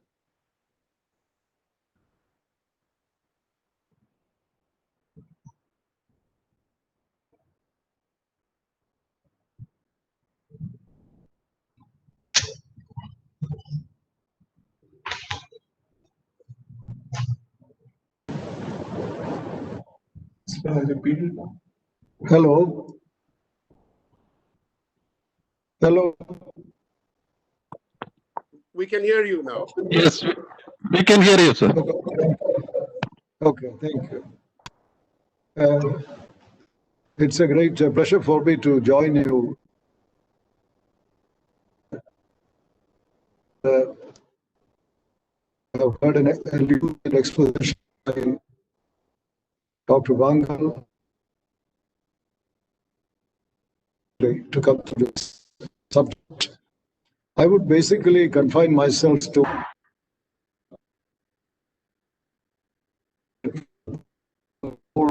analysis type of an strength, the weaknesses, the opportunities as I see them. As you know, I'm not an Ayurvedic physician, but I'm a friend of Ayurveda. I've been studying the Ayurvedics for 20 years, not a practitioner. I'm more interested in the applications of modern to Ayurveda. That's where my effort has gone in. But I have given a lot of thought to many of the things which have been raised here this morning. Now, if you look at the strength of Ayurveda, what I see is basically we have today more than 200 Ayurvedic colleges. These are stunning figures if you look at the time of independence and today. And we produce more than 20,000 Ayurvedic graduates, BAMS, who go through a 5-year course to get this. There is an enormous source of strength for Ayurveda. Hospitals, the doctors that we produce. This is a very big source of strength. The second source of strength is the support that we are getting from the government. If you look back to the British days, for example, Ayurveda was complete. Unlike that today, there is very strong support from the government of India, many of the state governments. If there is a bill on Ayurveda comes, it is asked, nobody opposed. The just been going on a few years. Now there is talk of the present government, one nation, one health system. So we are going still further. So this is a very big plus point for Ayurveda. That is the strength. The third, the source of strength is if there is a parallel system, modern medicine, we need that also. Because suppose in an Ayurvedic hospital, you are faced with an emergency, somebody has bleeding, somebody has coma, various top problems requiring ventilation. There must be a parallel system where you can go to, and that is well developed here. So that is there. It is another source of strength. Then the area of drugs. Ayurveda, as you all know, we are exporting $500 million worth of drugs here to the United States, not to mention the huge domestic market.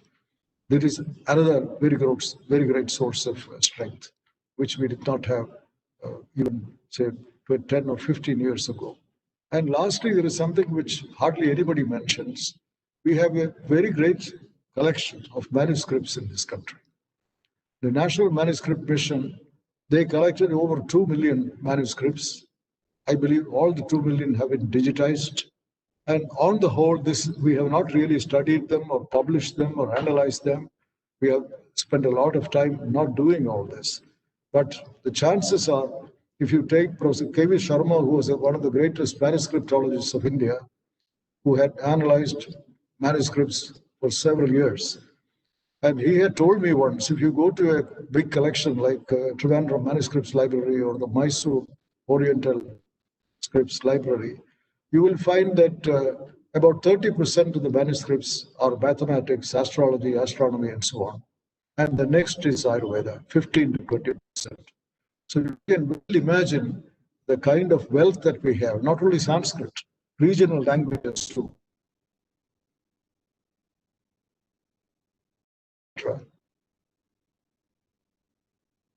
Yeah.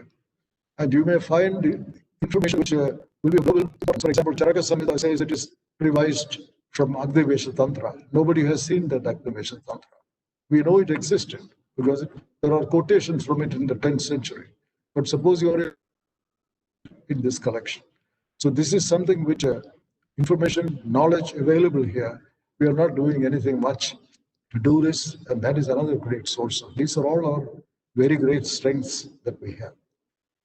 This is not all. We have to look at the weaknesses also. And the weaknesses, first of all, our investment is pitiful. If you go to these Ayurvedic colleges, 200 or so, they are not well equipped. Hospitals are not well equipped. The accommodation is not well equipped. Library is not up to the standard at all. So like these young doctors coming out from here, spending 5 years, are we really doing justice to them? So this requires solid investment in the hospitals, in the colleges, in the library, in the living accommodation. All these, I think there is a very great need to put money into it, so that investment that we are not at all doing satisfactorily, that needs to be attended. The second problem is the question of regulation. Already some people has referred to that. If you have a situation where in the market you have 1,000 formulations are available in the market, and the pharmacopoeia, 4 or 5 volumes we have, they cover only half of these. Then regulatory status will always remain unsatisfactory. This has to change. I don't know why we are taking 15, 20 years to have a pharmacopoeia being prepared. There is an Indian pharmacopoeia with a Ayurveda section. There is an Ayurvedic pharmacopoeia. There is a lot of confusion, and in any case, it should, for any pharmacopoeia, public safety, that should be in the pharmacopoeia. This is not happening. Second, there are very few test laboratories. Very big manufacturers like Dabar or Kottakkal, they have their own analytical laboratories. But this is not the case. A lot of manufacturing is done by tiny manufacturers. They also want quality. If they want to get it tested, there are no facilities. Some of the facilities they claim to do, even in Kerala, I have gone and seen them. That's not at all satisfactory. So for public safety demands that we must have test laboratories, big industry will have their own. But for all the others, there should be public institutions should be available for a fee. They should be able to do this for. That is necessary. Without a test laboratory system, I'm afraid public safety cannot be assured. And thirdly is the quality control. It's extremely poor. It is a sad state of affairs. Every now and then, there is a paper published in the Journal of American Medical Association or some other journal about various stuff, metallic contamination, this, that. And it creates such a huge ruckus in India. Some years ago, many of you will remember the Walton Committee in Britain. They came out, Lord Walton, he was not an anti-Indian person at all. There was a propaganda here that he was anti-Indian. He was not. He was a very fine scholarly person. What he did was, Ayurveda was classified as a herbal practice because they refused to accept there is any science in this. In much of this, these are all contributory factors. We don't do enough science. That is absolutely necessary. If you want Ayurveda to win global respect, it has to have a share of the global practice. Then all these we have to rectify. These are weaknesses which demand attention. And the third thing I would say is the opportunity. And plenty of opportunities. And first of all, I would say the clinical practice. If we dream of a situation where Ayurveda will be practiced in other countries, say, Mr. Vangal referred to that, we want to see Ayurveda being practiced in Germany or United States and so on. If you want that to happen in the real sense, I know there are Ayurvedic practices going on, but I mean the way Ayurveda should be practiced. Some of them, there are restrictions. You cannot do this practice. You cannot give that medicine. Under all those restricted conditions they may practice. I don't mean that. I wanted a full-hearted acceptance. And that means evidence-based Ayurveda. Even modern medicine now. Modern medicine was not evidence-based. That is a very recent concept. Early, when I was a medical student, there was no evidence-based. Modern medicine was not evidence-based. It was experience of professor, experience of a department. All those were accepted. But today, that's no longer accepted. The whole world is moving towards evidence-based. And evidence-based medicine, really, the heart of it is clinical trials. In modern medicine, as you all know, there is a double-blind randomized controlled trials. Now, 20 years ago, the WHO had a conference in Hong Kong. This is not really applicable to traditional medicine like Ayurveda, because when double-blind randomized trial, we have a controlled sample, we have a study sample. Now, the only difference is that intervention in the study sample, that is the only place where it differs. Otherwise, they are identical. That is the concept. Now, in Ayurveda, this is not possible. Even conceptually, every person is separate. Every person is independent. You cannot homogenize 100 people. So there is a conceptual problem in this. All these were Chinese and their own problems with this. But WHO, for example, in this new protocol, which they recommended 20 years ago, they said control is not essential. A patient will be his own control.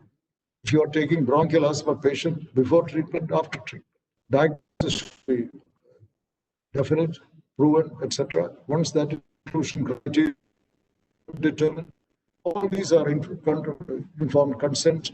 All these should be determined. There is no problem with a control trial. But here, no control like we have in modern medicine trials.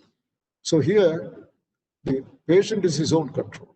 If he has bronchial asthma, diagnosis is clear. The criteria will be how many bronchial asthma attacks he gets in a week, how many times he's hospitalized, etc., etc. These are all the markers that they determine.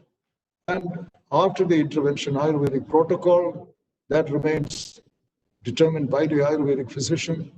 But it is very important. There is no separation of various, the black box approach, which is permitted in traditional medicine. It is not permitted in modern. There you have to go for the molecule. You cannot have 2 or 3 other things added to this as a procedure. Only that molecule. That is what differentiates it. Whereas here in Ayurveda or traditional medicine, it's not possible. So in the new revised criteria now, it is a black box. Suppose Panchakarma is being done, a Kashayam is being done. These are all part of that black box. There is no need to analyze them, to separate them. That is permitted. So like that, a series of that black change. Now this kind of, using the WHO criteria, if you subject treatment practices for say 50 or 60 commonly treated diseases, where Ayurveda believes it has an effective treatment, I think it should be entirely.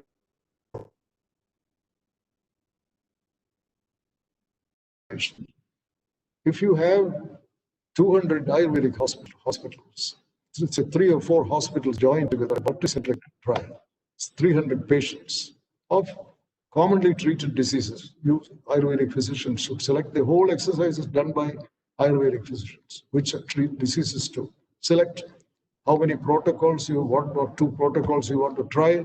These are all selected by Ayurvedic physicians, except a statistician has to be there, the numbers and all that. Otherwise, if this is done, at the end of a trial, 3 years, you get sufficient number of patients, and you find that protocol A is superior to protocol.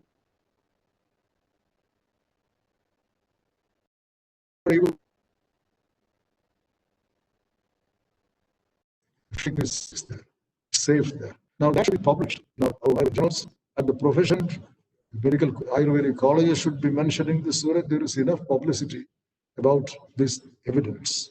That is evidence-based Ayurveda. Now, if this is done in a matter of 10 years, it cannot be done overnight. If it is done in 10 years, for example, if you have 50 commonly treated diseases, there is a protocol for which you have evidence.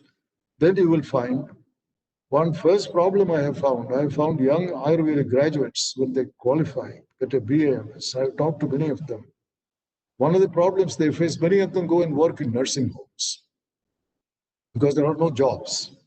And another reason is because they have lack of confidence. They know how to take blood pressure or make a diagnosis, but treating, they're not confident. Because Charaka Samhita is sitting there, that's not enough to treat the patient. They have to have a protocol which they can go by. In modern medicine, we have protocols, but we are not producing the evidence. There are very few trials in India. The evidence for us is produced by United States or Britain, Europe, and all that. Journals, we use them. But in Ayurveda, there is nothing like you can take. But if this is produced, they become the national guidelines. What you get from your trials, they become national guidelines. For these 50 diseases, if there are national guidelines, these young people can use it very easily. They have confidence treating. And one more thing, if it comes, insurance companies will accept it for reimbursement. These questions have arisen, it will come. And even at the later stage, suppose consumer protection comes. This is going to come sooner or later. So far, Ayurveda has been spared, but it will come. And if you have gone by a treatment which has been validated through a clinical trial, that doctor will be protected. So therefore, for all these reasons, there should be a deliberate effort. This is on the part of the Ayurvedic profession, and all these studies should be funded by the Ayush department. It is in public interest we do this. And that, I think, is the most important thing for the next 10 years, I would say. So that evidence-based Ayurveda, the treatment of diseases, it will make a fundamental, very big change in the practice of Ayurveda. The second type of research is the basic research. Everybody knows that the Chinese, the artemisinin came, falciparum malaria, there is a treatment. We have not been able to produce anything like this. Certainly there should be, in this vast pharmacopoeia that we have, especially degenerative diseases. Why is it we are not able to do this? Because there is not sufficient collaboration between basic scientists. We have first-rate basic scientists in India, molecular biology, all these areas. But there is very little collaboration. I have been making effort in this with partly some success, but we need to do a lot more in this. So that we try to get an MD Ayurveda to come as a research fellow in one of our projects, working on genomic basis of Prakriti. We couldn't get, no MD would come. So this has to change. We have to have first-rate scientists, especially in modern biology, in this medicinal chemistry, areas like these, 3 or 4 areas. We need these people who take up full-time research. They should do a PhD. MD, I believe Ayush department has already created PhD fellowships, and we should select the very best minds. If you have 100 Ayurvedic MDs doing PhD and taking up this kind of research, you will begin to see results in a matter of 5 years. That is something which we should do. Otherwise, all these, there must be very bright people among these Ayurvedic graduates. They simply have no chance today. We don't even recognize them. And thirdly, I would say there is a question in the teaching part of Ayurveda. We have the basic sciences, the preclinical sciences, anatomy, physiology, biochemistry, microbiology, pharmacology, etc. All these subjects today, I don't think anybody will disagree with me. They are very badly. Medical colleges, we are doing it badly. It is worse in Ayurvedic colleges. There are not enough good teachers. Teaching is very poor, and their basis is very unsatisfactory. Now, there is a way, I think, it is not, the numbers are increasing, 20,000, now it may be 30,000 tomorrow, because India needs more doctors. It is impossible. I cannot imagine classroom teaching, brick and mortar, buildings or doctors coming, laboratories being built. We cannot teach all these subjects through that mechanism. There is a need for teaching remote approach. Technology has to be used. Already, there is a program called NPTEL. I don't know how many of you are aware of it. NPTEL is National Program for Technology Enhanced Learning. This was started by the IITs or the engineering colleges. We have the same problem there. Some 3,000 engineering colleges, I believe. And they have the same problem. Labs are with bad shape, not enough. And these are to come out and build our bridges tomorrow. They started some 15 years ago. According to AICT syllabus,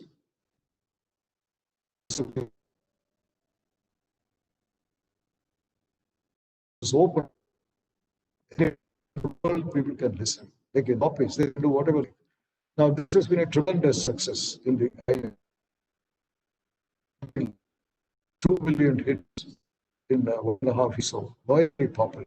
Now they have shown interest in the medicine for the first.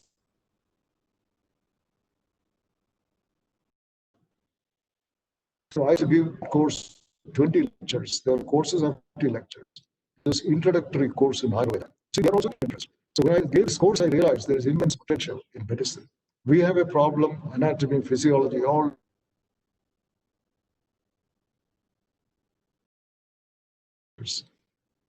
So there may be a short, maybe 20% time, they may have to spend time in the lab. All the rest will be taught through this.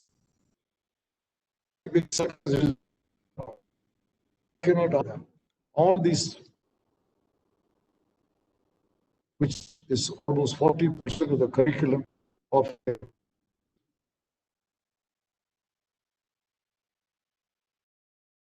give them can be arranged. Bring makes class available, and I think something like basic teaching, that huge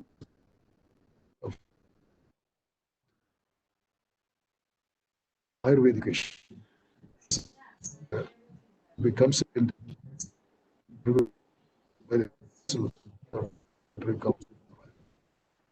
that is opposite.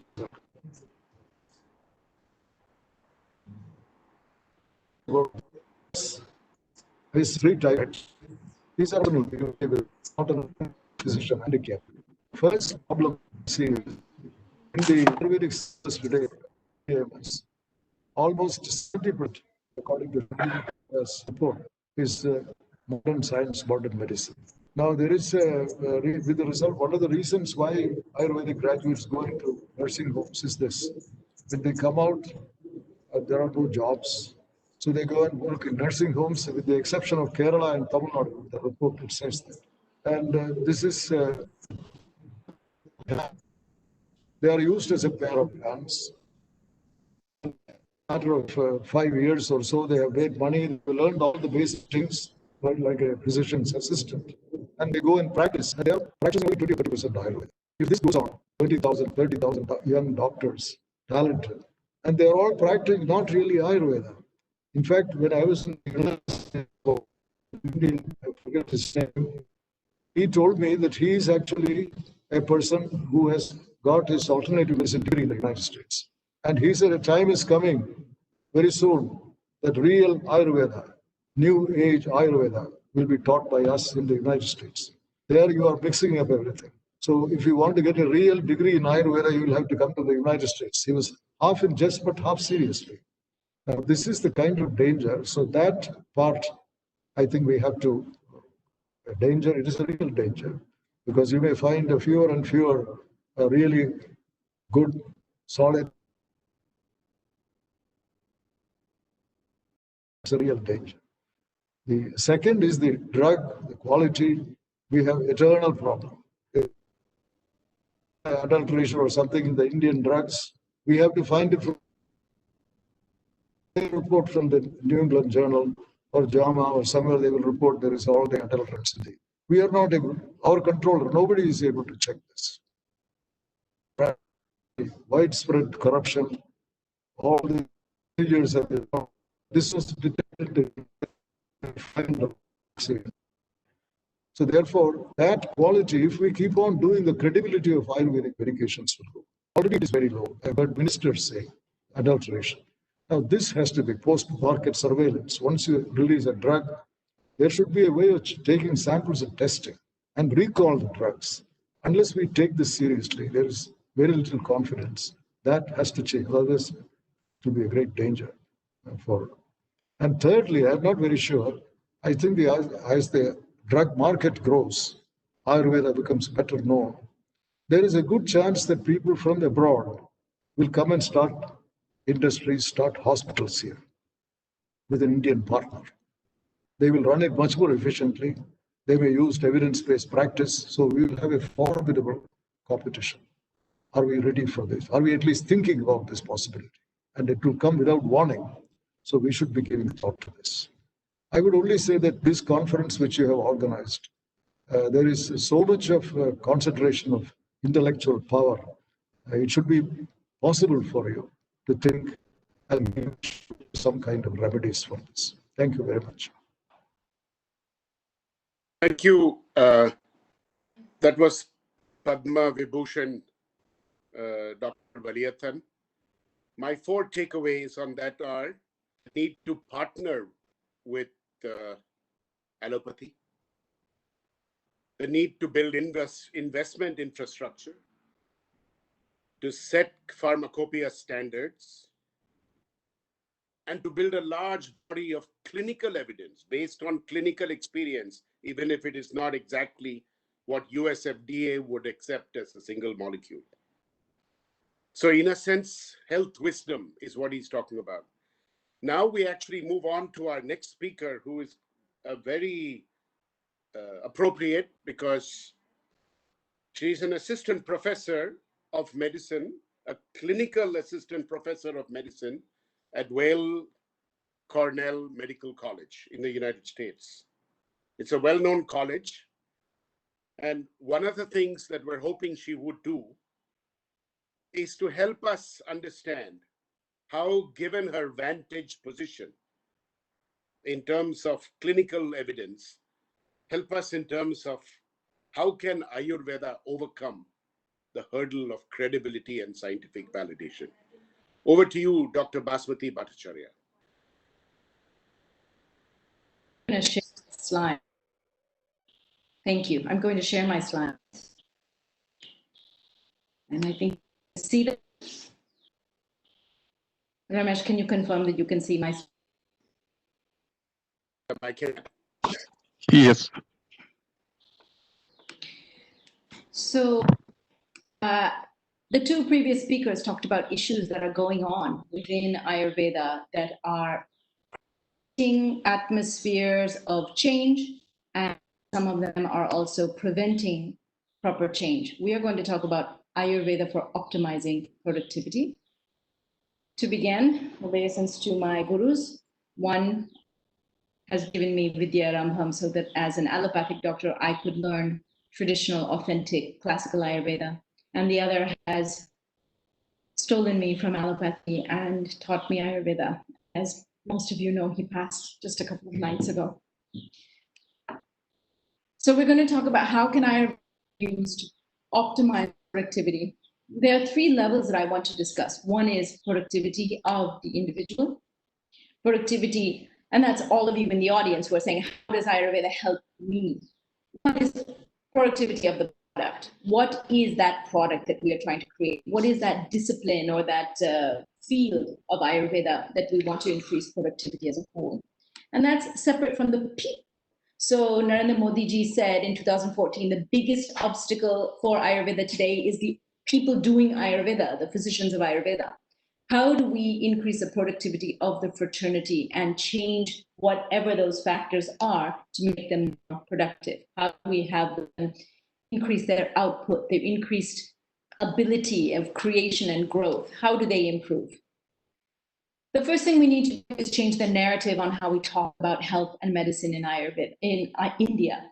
There are 8 legal medical systems in India, which are listed in the blue box on the right. When I talk with people who are in just the layman's world of, let's say, management or sales, they don't even know that there are 8 legal medical systems in India. Most people are just thinking, well, there's those alternate systems. They don't know the difference between Ayurveda, homeopathy, naturopathy. They never heard of Swarika. They maybe have heard of Siddha, and they know a little bit about Ayurveda, but they think it's basically the same as herbal medicine, as was mentioned before. That current narrative is dominated by a biomedical agenda, and we often hear about how the budget for the health sectors are mostly over 90% still spent on the biomedical agenda and very less on the Ayush agenda. That's in India. Certainly around the world, there are other systems of medicine which are permitted legally in other countries, And yet the biomedical agenda not only dominates in the governments of most individual nations, but also in international associations such as the WHO or PAHO or other international or global working groups. Biomedical agenda is oftentimes fueled and also funded by the pharmaceutical companies, which are arguably some of the most powerful movers and shakers today. And since most people think that money brings power, those people are the ones that we listen to. I will venture to say that that's actually not true in Ayurveda. What we believe is that health is wealth, because even if you have $1 billion, if you end up getting sick and you don't have the money or the intelligence to know where to get better, it doesn't matter how much money you have. And I think we all on some level know that. The practitioners need to be patient-centered, and that is the only way we're going to find a solution. And no one as yet has talked about the patient as we've started this particular session. If we look at a mountain from all sides and we all find different ways to climb that mountain, we can find a common ground where we all acknowledge the mountain. That mountain is the disease and the health, the well-being, the illness, the conditions of desperation, as well as inquisitiveness of the patient. If we stop being in our streams or in our disciplines and we start being patient-centered, we can actually work together. Here we are talking about Ayurveda, and we have these words which are quite derogatory actually when we say modern medicine. I will say that Ayurveda is quite modern. It is modern, and it's we can say it's Purana, we can say it's Purva. It is evergreen, it is always old and always new, because it's always in the Vyakt. It has come from the past, Avyakt, it goes into the future, Avyakt, and it goes throughout time. So to say modern medicine as though Ayurveda is stuck in the ancient world is not the narrative that we should be using. It is true that Ayurveda is often relegated as a last option treatment. If we could get more patients that come to us with stage 1 or 2 cancer, or early Amla Pitta before it becomes something worse, if we could have people before they go into surgery to come to us to practice Ayurveda with them as they use their biomedical options, we would find much better outcomes for those patients. It's also improper propagation. Ayurveda is preventive, and I think everyone in this session knows that there are very strong interventions. In fact, I'm sitting here in a hospital outside of Udupi, where I have chosen to spend a large part of my year learning with a group of fantastic doctors who have been teaching me how to integrate what I know with what is possible in Ayurveda. The last is that most of the change our narrative because we are victims of the Hawthorne effect, which is that we only see what is presented to us. If I'm a person that only sees students who come to me complaining of how bad the education is, I will think that the education in every part of the country is terrible. On the other hand, if you meet some of the doctors that we have here, they are phenomenal in their knowledge, not only of the Shastras, but of emergency medicine, cardiology, gastroenterology, surgeries. Certainly they won't be performing surgeries, but they are aware of what happens. They're aware of the sequelae, and they can talk about any condition. They are the supreme family doctors that we had in modern medicine 50 years ago, before modern medicine turned everyone into a technology specialist, where we basically rely on lab tests and biochemistry and radiology. And that is one of the reasons why I left the full I am a family doctor who wants to integrate.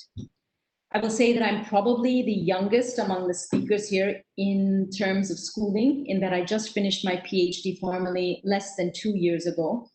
And so I have spent a lot of time over these last 10 years with students who are young and vibrant and smart, and they chose Ayurveda. They did not go into it because they couldn't get training. They have seen thousands of patients in their 3rd and 4th years of school, medical school, at places like SDM, in Manipal University Munial, and certainly at BHU, we have a very robust clinic. So we do get the kinds of experience that make us hopeful that there's a whole generation of excellent doctors who know where to find medicines, how to make medicines, how to see patients appropriately, and certainly stay within the legal limits of the law technically, although what we're doing is cleaning up a lot of messes made by people who are not competent in whatever stream of medicine they're practicing, in whatever country they're practicing. And I say this boldly because I think all of you know that I'm an actively practicing physician for, let's say, a few years, almost 30 years.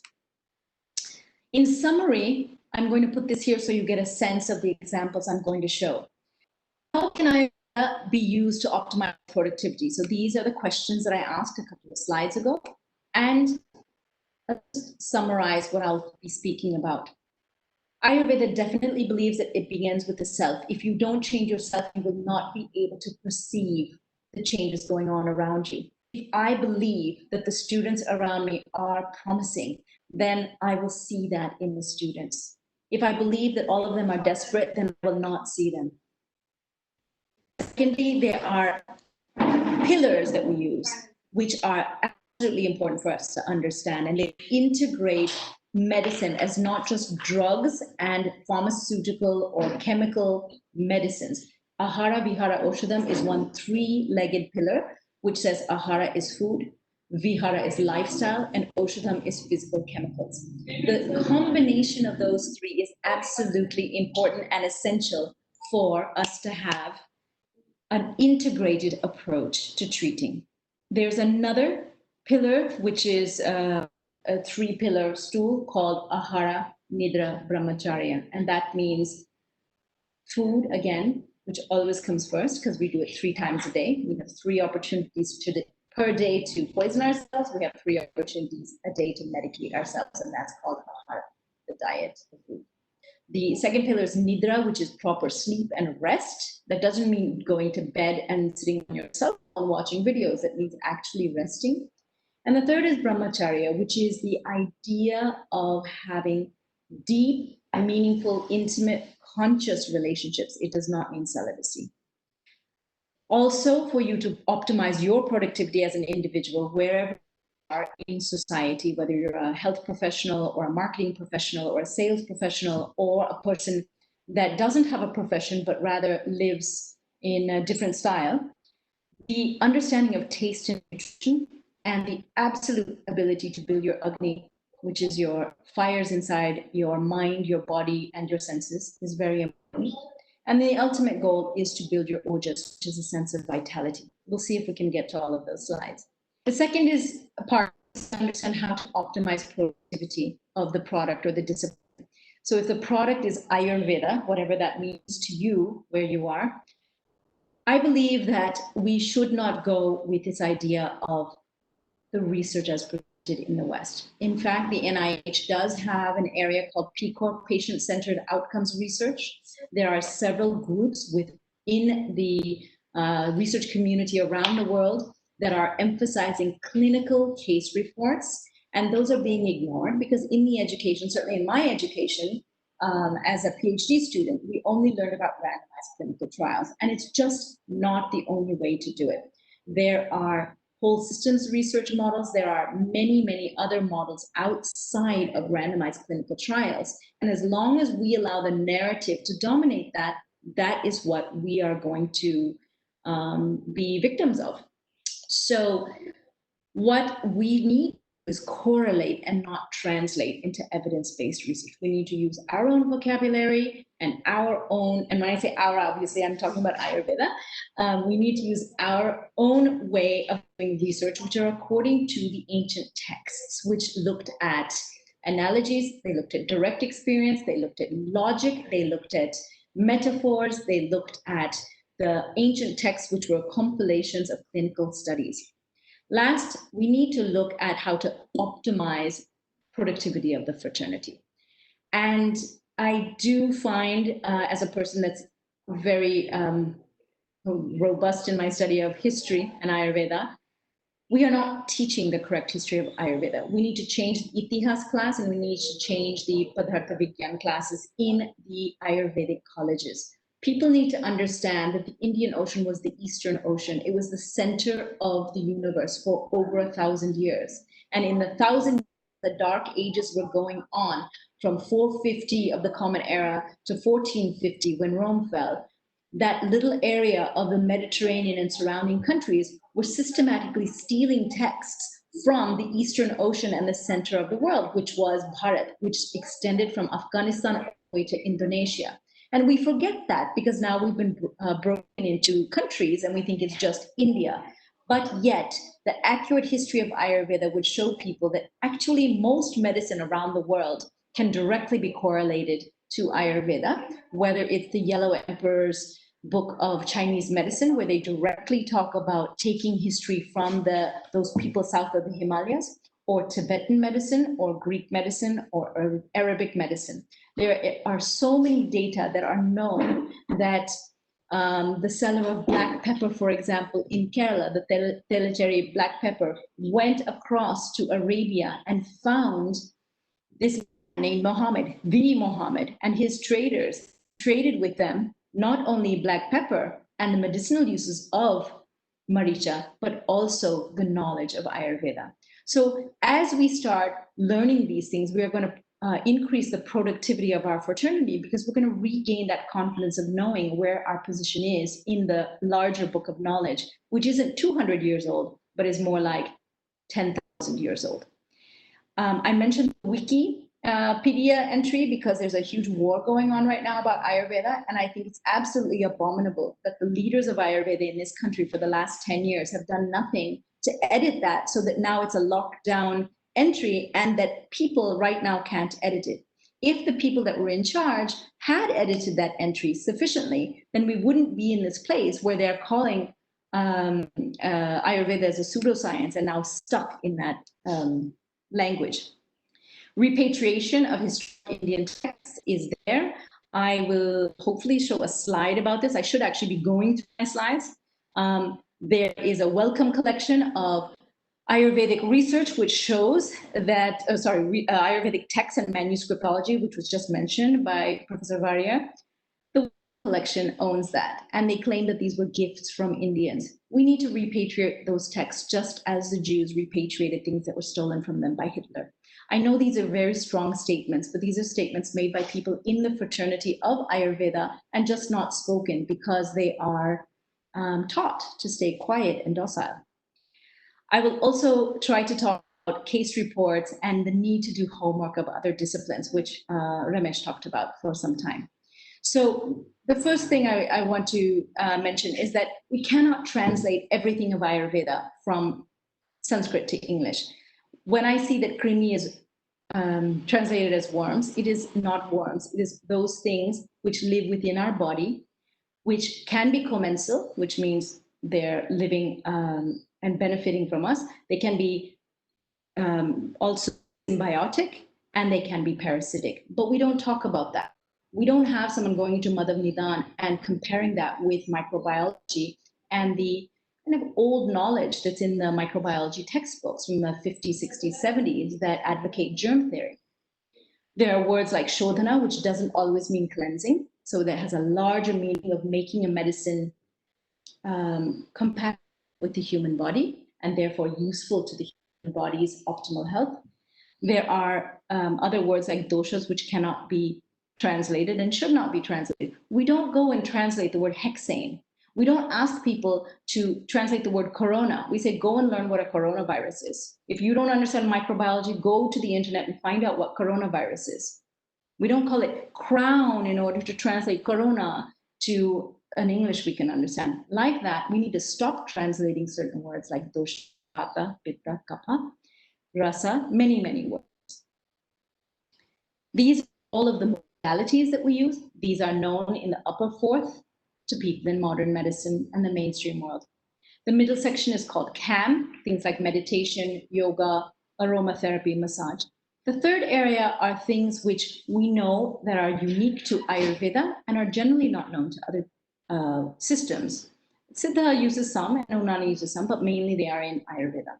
And the last area is something that looks at the subtle energy of the world and is generally not validated within modern medicine. And that is because modern medicine only has a scale of perception that goes from nanometers now, which was micrometers before, to meters, or maybe not even kilometers. Really, they can only work within that scale of perception. But if you go to Ayurveda, Ayurveda is talking about things that are existing in waves at the level of 10 to the minus 24, which are called yoctometers, or yoctoliters if it's volume, and all the way up to the yotameter, which is all the way at 10 to the plus 24, which is talking about planets. And if Ayurveda can talk about things in a larger scale of perception, then where do we find that language in modern medicine that can even relate to the level of things that we are talking about, whether it's Jyotish or whether it's Bhuta Chikitsa?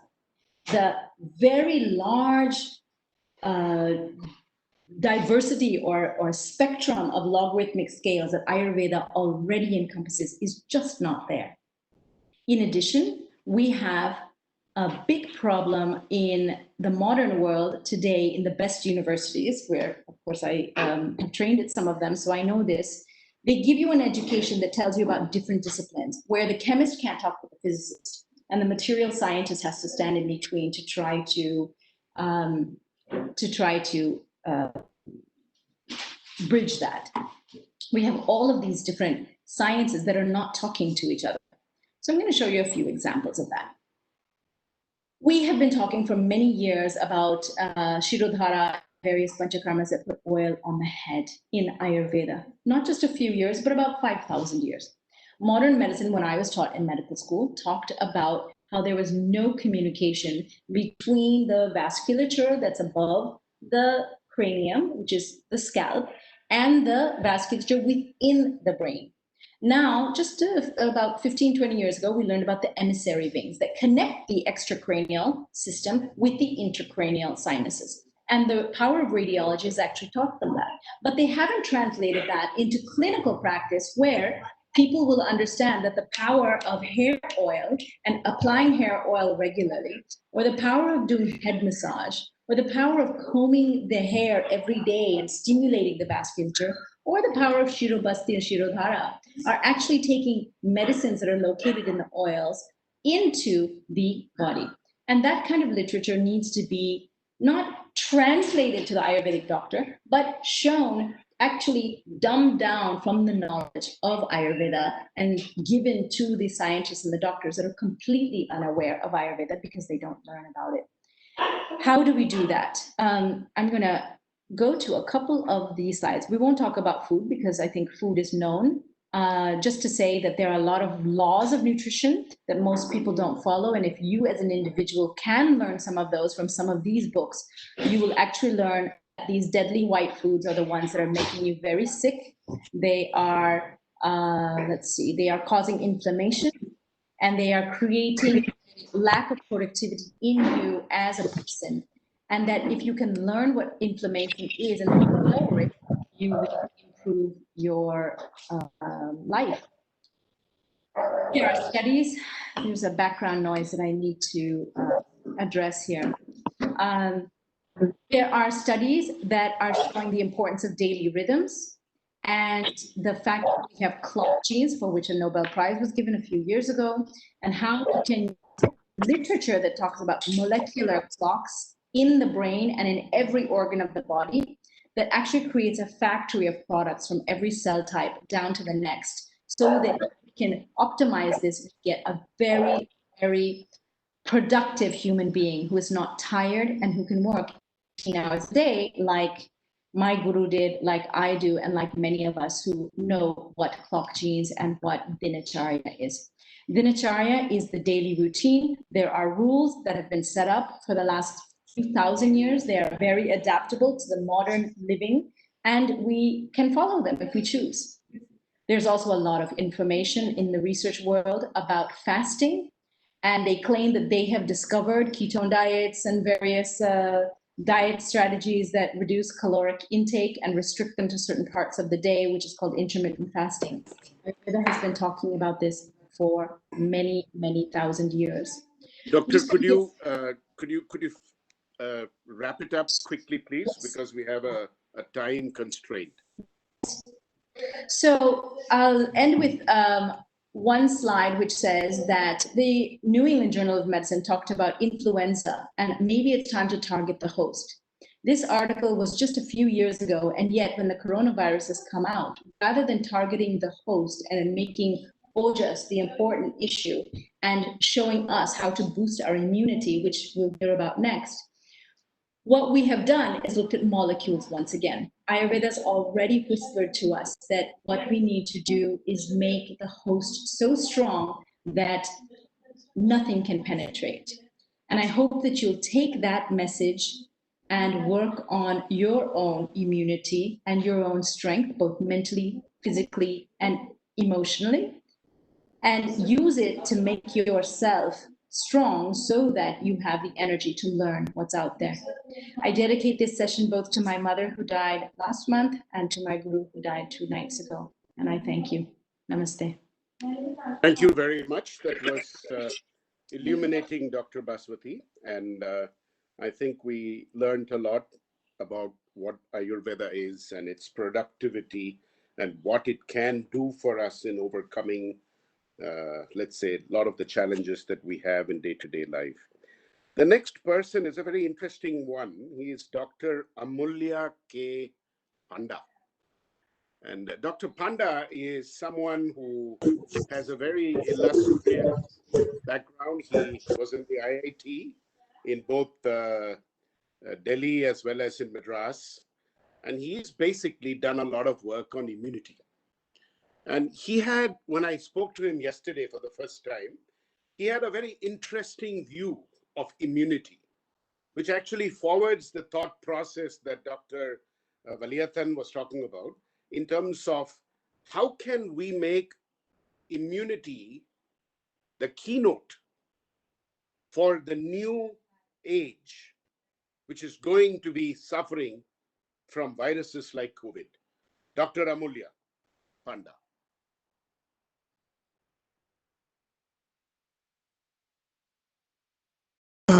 It's a great honor to talk along with Professor Valiathan. I have heard him.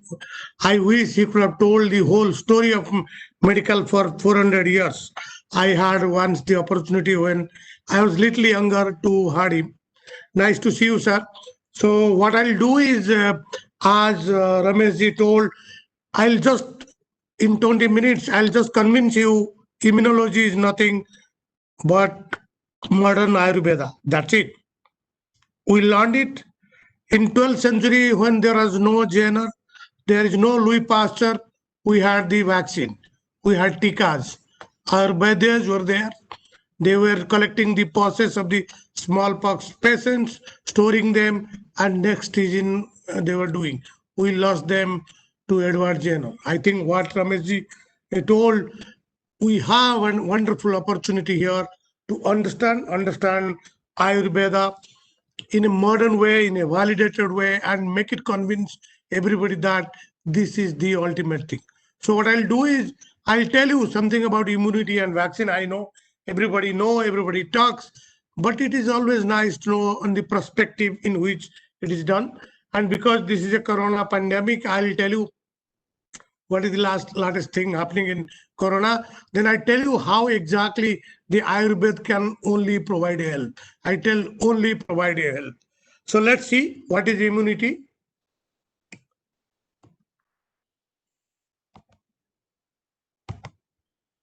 So you have to understand immunity has 2 points.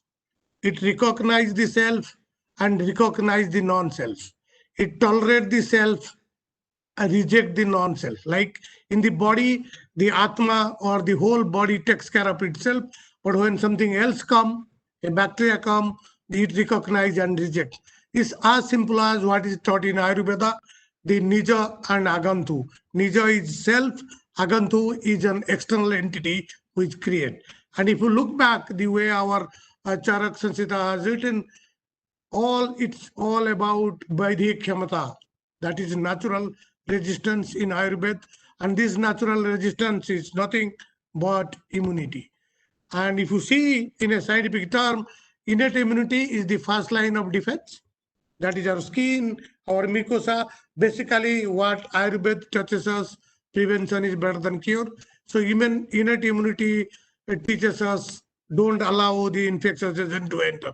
Then comes the adaptive immunity, the humoral and cellular. And one of the beautiful gifts of this adaptive immunity is vaccine. We all live very peacefully because we have taken vaccine to control DT, TT, hepatitis B, and many things. But let me give an analogy about vaccine and the way Ayurveda treats. Very rightly, Rameshji told, pharma industry is a sickness industry and Ayurveda is a wellness industry. Look what drug does. Drug kills a pathogen, but vaccine clears a pathogen. That's exactly what the Ayurveda does. The Ayurveda clears the pathogen, cleans the body. Drugs are given to sick people, vaccines are given to healthy individuals. Drugs act on infectious agent, vaccine activate immunity, exactly like Ayurveda. So a vaccine in principle is a modern method of Ayurvedic treatment because prevention is better than cure. If you get vaccinated, you are cured for a particular disease. Same way Ayurveda teaches us, if you do all these panchkarmas or rasayan and pranayams and yogas, your body will be so strong. As the previous speaker told, nothing will enter your body. If nothing enters, you will be healthy. So let's see, I'll talk about a little bit about vaccine. It is told, if you don't take air, you will live 2 minutes. If you don't take water, if you live maybe 2 months. If you don't take vaccine, probably you live a season. We all are alive and healthy because we have taken during our birth DT, TT, hepatitis B, measles, mumps, rubella, many things. And unlike drug, the vaccine, the beauty of vaccine is it's for last 400 years, but not a single case of resistance has reported. Sulfur drug has come and gone. Antibiotic has come and gone. Biological are come, not being effective. So, and maybe new therapeutic is coming, but vaccine stays. What my grandfather took, my granddaughter will take that. That is the beauty of vaccine. Of course, there are 300 odd vaccines. And the most important thing is it is always given to a healthy people. Until now, the vaccines work only on antibody principle. Of course, there are T-cell vaccines, but mostly on antibody titers. This is showing how last 400 years, the smallpox started around 1706 or 1786, where Jenner discovered. But as I told you, much before 1700, in 12th century, 13th century, the Vaidyas of Orissa, West Bengal, Andhra Pradesh were using tikas to immunize people. We lost that. But over 400 years, from denatured organism to toxoid, to recombinant proteins, to cell culture vaccine, to conjugate vaccine, to reverse vaccinology, this vaccine has come long way. It's easy. It's not that easy to make a vaccine. It is difficult. As I told you, it's very simple, but it's complex in practice. See, remember 1985 when HIV came, people claim they'll give a vaccine in 2 years. Like nowadays, many people are telling the corona vaccine will come 2 years. We have not got HIV vaccine yet. The dengue fever was reported in 1943. We took 75 years to make the vaccine. No vaccine for SARS and MERS. Flu vaccine is still seasonal in spite of 100 years of Spanish flu in 1920. The only light of the day is mumps vaccine. It was developed in 4 years. That means there is a chance if the science progress, probably corona vaccine can be developed in 4 years. But it's not that easy. People are struggling. You might be seeing for the first time, for a single disease, there is always a single vaccine. For the first time for corona, there are 176 candidates are getting evaluated. 36 are in clinical trial, 6-7 are in phase 2, phase 3 trials. But it's very difficult because it's only 7 months old, 8 months old, who don't understand the virus. In fact, if you ask an immunologist, this small virus has changed the whole immunology textbook. The way you understand antigen presentation, the way you understand memory, the way you understand tolerance, everything changed. This virus, people get protected, but they don't give antibody response. There is no memory. And it affects the old people, and old people doesn't react to vaccine because there is immunosuppressants. In spite of that, there are things going on, and and if you see these 5 vaccines are in very advanced stage of clinical trial. The Moderna RNA-based vaccine, the DNA-based vaccine of InnoBio, the viral vector-based vaccine of Oxford, inactivated vaccine of Sinovac, double viral vector of Sputnik. You could see for the first time there is RNA-based vaccine, DNA-based vaccine, viral vector vaccine. Of course, there are protein-based vaccine, and look at where they have published. New England Journal of Medicine, Nature, Lancet, Science. But please remember, none of them has yet shown memory antibody response. Because there are 2 characteristics of vaccine: neutralizing antibody titers and memory antibody response. Until you have memory, you have to give every year, and that's not called a vaccine. So we don't know whether a vaccine will come, but let's hope something will come. But till that time, these are the options we have. You can take antiviral like remdesivir, you can take chloroquine, hydroxychloroquine, or in C, you can take monoclonal antibody tocilizumab to reduce inflammation, or finally, you can take maybe convalescent plasma. But let me tell you, none of things are working because the virus is changing every month. Initially, we thought it is causing pneumonia, then it is causing cytokine storm, then it is causing thrombosis. Now it is affecting everywhere. We don't know where it is going. And if you see the latest, look, in the latest immunity, it has been shown that it affects everywhere in the body. Neurological, renal, hepatic, gastrointestinal, thrombolism, cardiac, endocrine, dermatology. That means it is affecting the whole system. That's the hope Ayurveda gives. If it is affecting the whole system, we need to activate the whole system. And only Ayurvedic procedure activate the whole system. Sorry. See, we are all, so the only way to do is, even though till the vaccine come or till a treatment come, which is little far away, the only way to take care is improve your innate immunity, develop trained immunity, develop prevention and controlling, do therapeutic intervention. Please remember SARS-CoV-1, MERS, and SARS-CoV-2. These are 3 coronavirus. Nothing has come on SARS-CoV-1 and MERS. We are still struggling with HIV, H1N1, Ebola. And please remember, this is only one virus. We as a human being has evolved along with virus. Tomorrow some other virus will come. We have to continuously fight to develop vaccine. So rather than controlling the infectious agent, it is better we make ourselves strong. Ayurvedically, we make ourselves strong, follow our culture, follow the rules, make our body so strong that nothing enters. I believe that is the only solution available now. But if you see, we think of saying that you develop immunity. Nowadays, you get all immunity drinks, herbal things, but please remember, the immunity starts from the fetus. You must have heard during Mahabharata, this Abhimanyu learned the Chakravyuh while he was in womb. We know knowledge starts from the fetus. Look how immunity develops.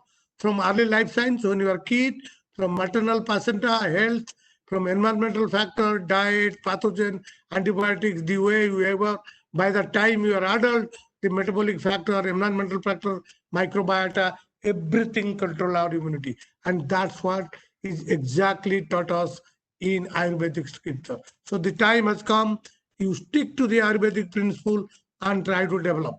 Look what is written in Ayurveda. I think many of you are eminent Ayurvedists.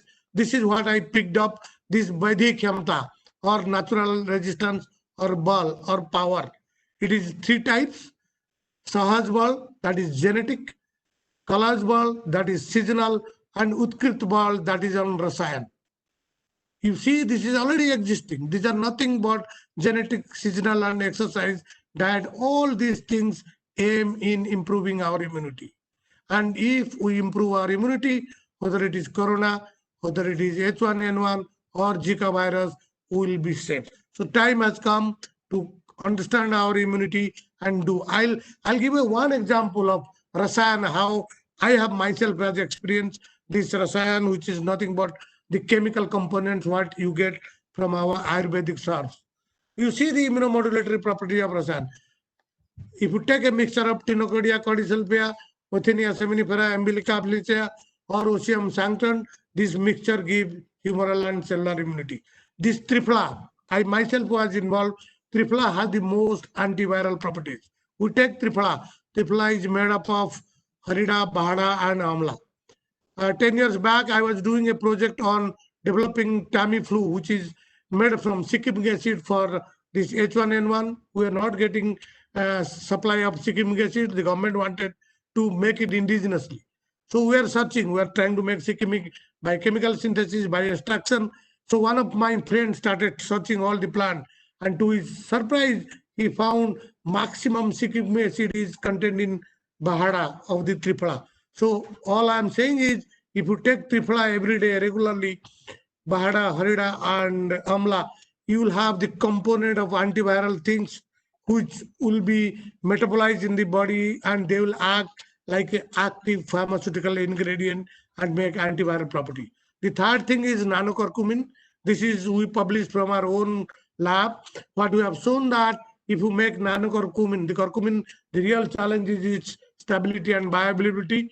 We made nanocurcumin in such a that it crosses the blood-brain barrier and it reduces all inflammatory signal in brain. And in a mice model, you could prove that it almost reduces to 0 to cerebral malaria where the inflammation high.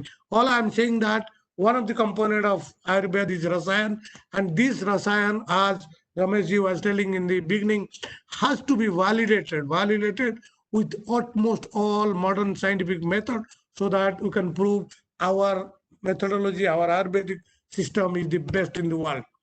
So to end, what I'll tell, the protection of viral infection at this COVID, cleanness of hand and leg, that is always taught, this nausea or cleanness of nose, because the virus goes through the nasal, because this virus affects both upper and lower respiratory tract, balanced diet and exercise. I don't have to tell you anybody, it is written in Ayurveda.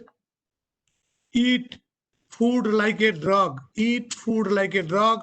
Otherwise, you have to eat drug like a food. That is the beauty of food. Yoga and pranayam, family values, silence, solitude. And finally, please remember this world is not a place only for human. Apart from human, the animals, plants, bacteria, virus, everybody lives. We must take care of everybody. What is have been taught to us, Vasudevam Kutumbakam.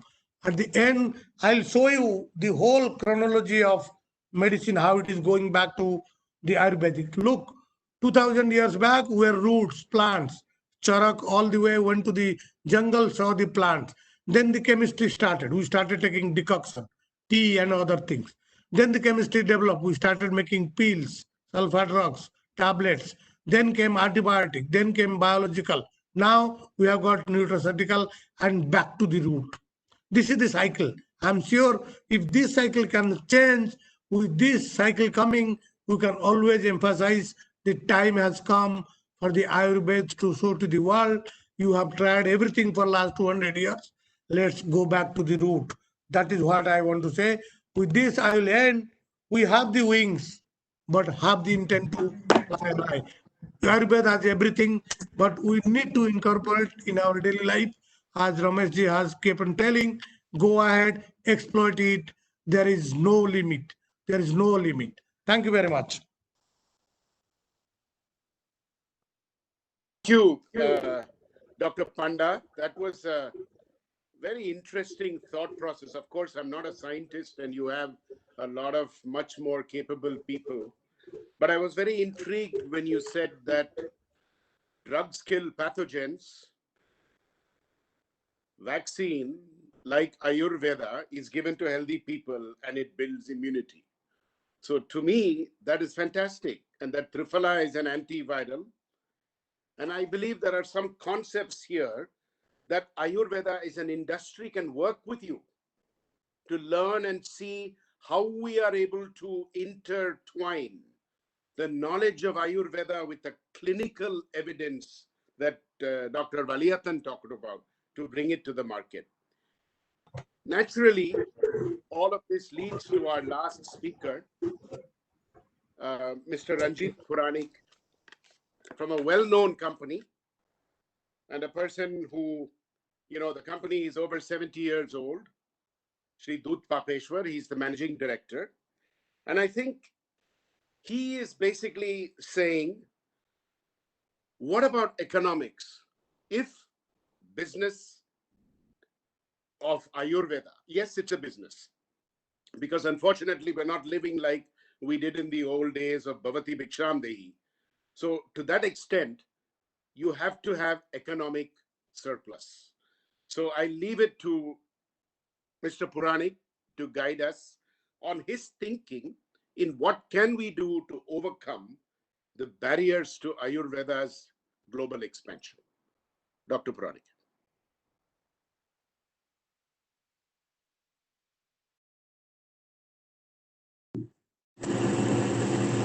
I just need a sound check. Am I audible? Hello? I need a confirmation. Yes, you are audible.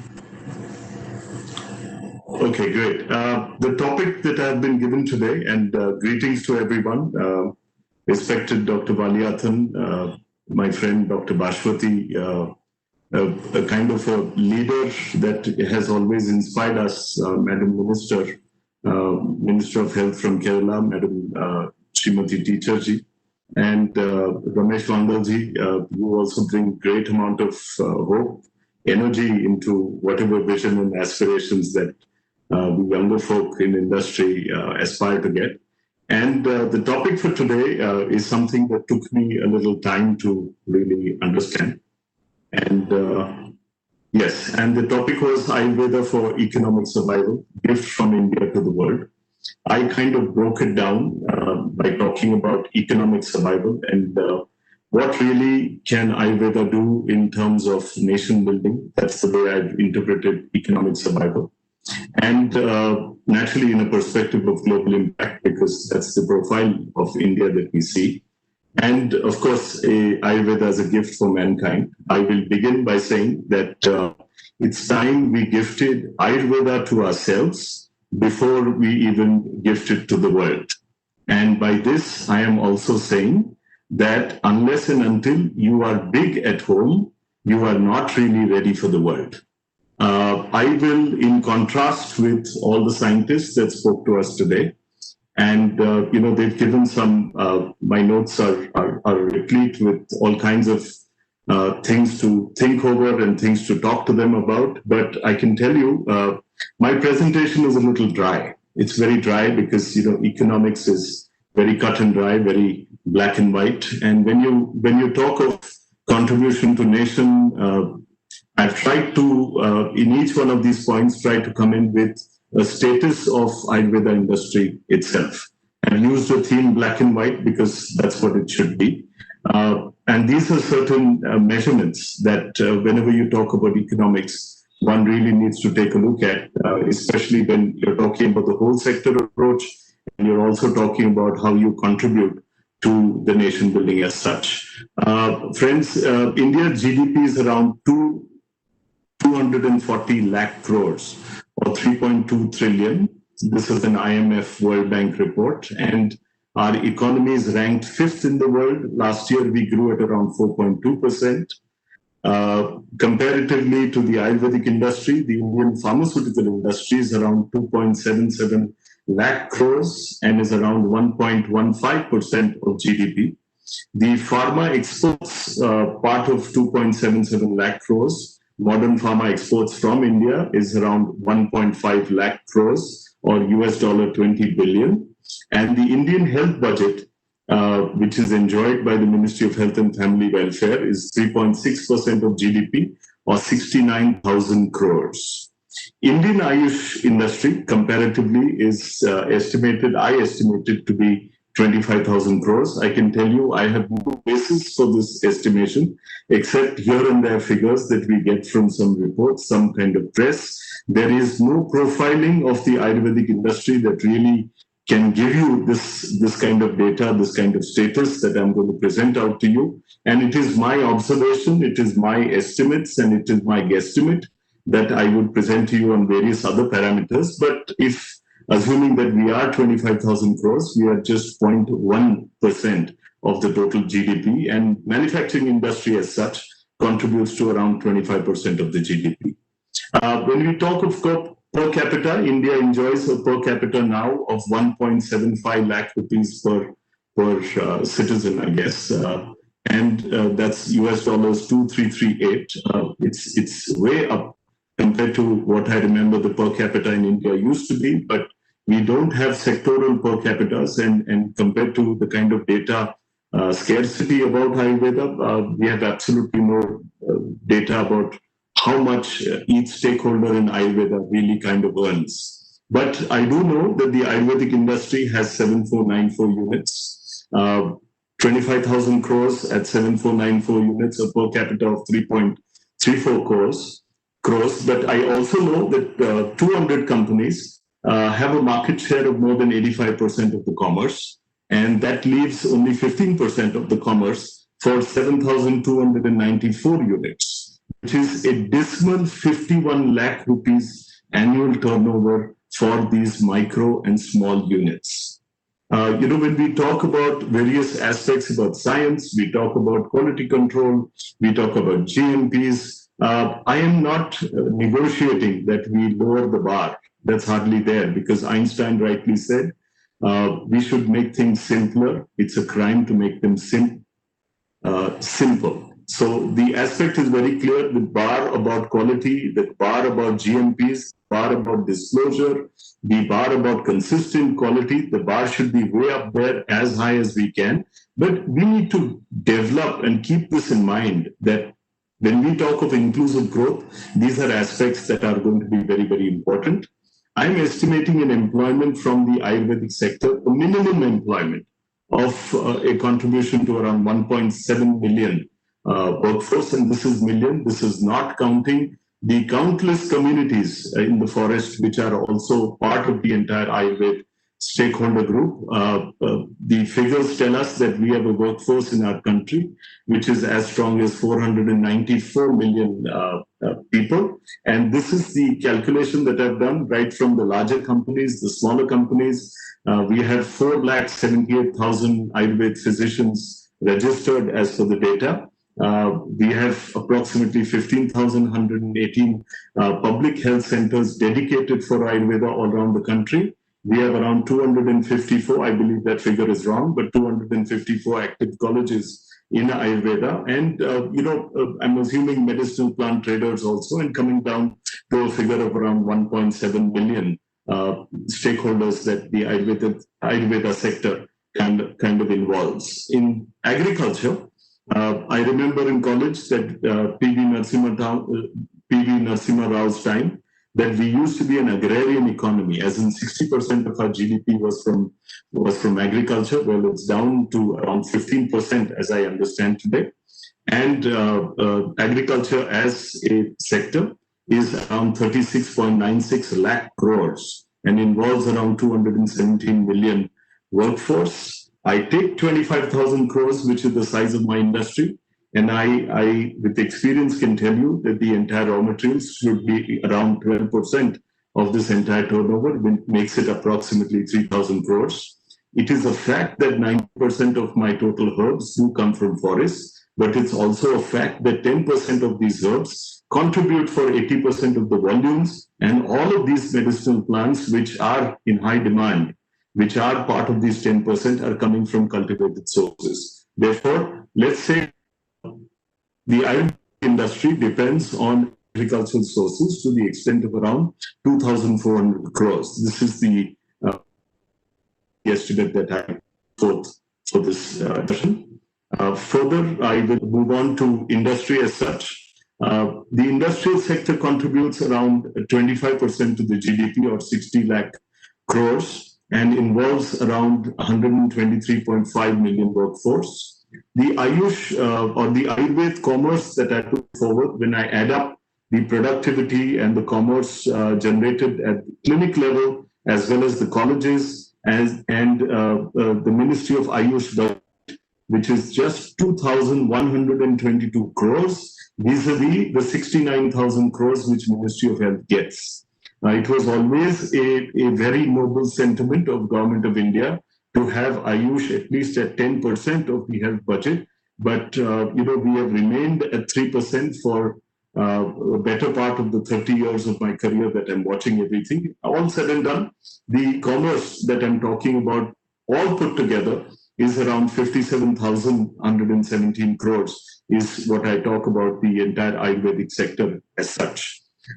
When we talk about global trade, the global exports from India are around $330 billion or 24.75 lakh crores.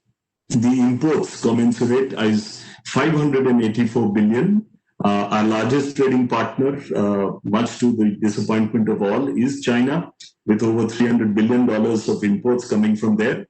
And the imports are on themselves are around 43.80 lakh crores. The Ayush sector exports, medicines put up for retail sales is around $126 million. Medicines that are exported in bulk, not put up for retail sales, is around $16 million. And herbal extracts and crude, which has always been very robust. But please understand, this is a global demand for your botanicals. This is not really your export strategy which is in play. This is somebody who has done study on botanicals and found that he cannot synthesize it. And that's the reason why they are importing $280 million. Isabgol and Senna will probably make up 50%, 60% of this entire exports. And that takes the entire sectoral kind of exports to around $423 million. And net, I can very clearly tell you that our imports would not even exceed 5% of this entire amount. And certainly at all points of time to come, we would continue to remain, our balance of trade would continue to remain positive. We would always be more of an export industry. In that sense, yes, there is nation building coming in from the Ayurveda sector, unless, of course, we don't pay attention to regeneration of medicinal plants within the country itself.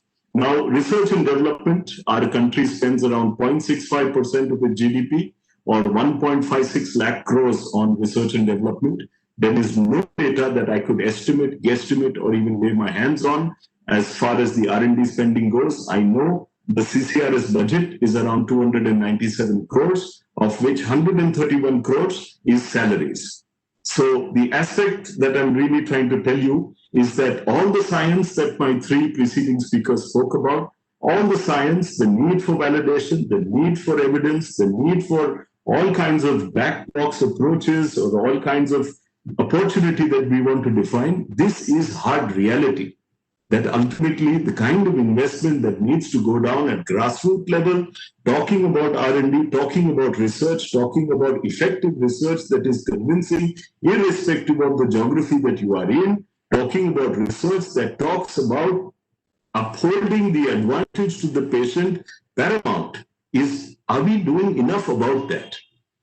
When you peruse the CTRI, that's the Clinical Trial Registry of India, you will see 759 clinical trials registered with the name Ayurvedic written there.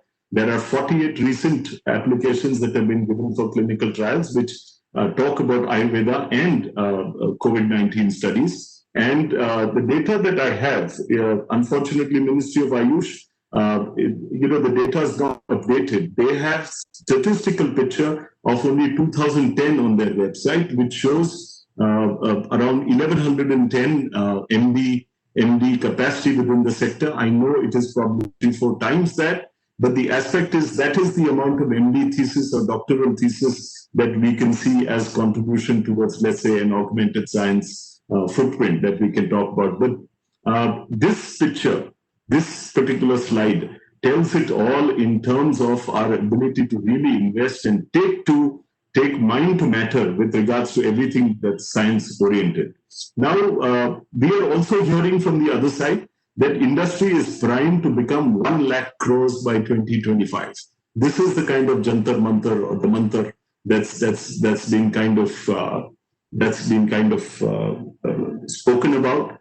And, when you talk about moving from 25,000 crores to 1 lakh crores, you're talking for fourfold increase within 5 years. I'm not sure what will happen. I'm not sure whether the figure is more realistic as when the PM Warrior talked about 75,000 crores, but the aspect is, let's take 1 lakh crores to start with. And, you must understand the Ayurveda sector as a whole sector approach. Ayurveda does impact agriculture. Ayurveda does contribute to rural entrepreneurship. There are great opportunities that have come in. Take a look at fourfold increase within the sector and you kind of see the picture that I'm talking about. Ayurveda certainly will prevent urban migration. All of those migrants that you saw going back, frankly, they would be gainfully employed with all kinds of value addition opportunities very much within their entire villages and hamlets. Forest sourcing and community benefits. Augmented with value addition, it's huge. That's the kind of value addition opportunities that lie here, and the last mile provision of medical services as well as the public health economics that we talk about. When you talk about the Ayurveda therapy, no side effects, the Ayurveda therapy talking about delivery of the kind of benefit. The public health economics is also a chapter that within science, I think with all the statisticians and all the support, we need to open up and kind of see. So, in the green column, I have something which is the current forecast that I showed you. And then I've talked about the whole sector one-time progress kind of approach. If you move from 25,000 crores to 1 lakh crores and involve those many more stakeholders, talk about that much more kind of growth, you're looking at the employment going from 1.7 million to 5.1 million. You're looking at a potential agricultural contribution moving from 2,400 crores to 11,400 crores. We're talking of, an export is a target that has to be taken.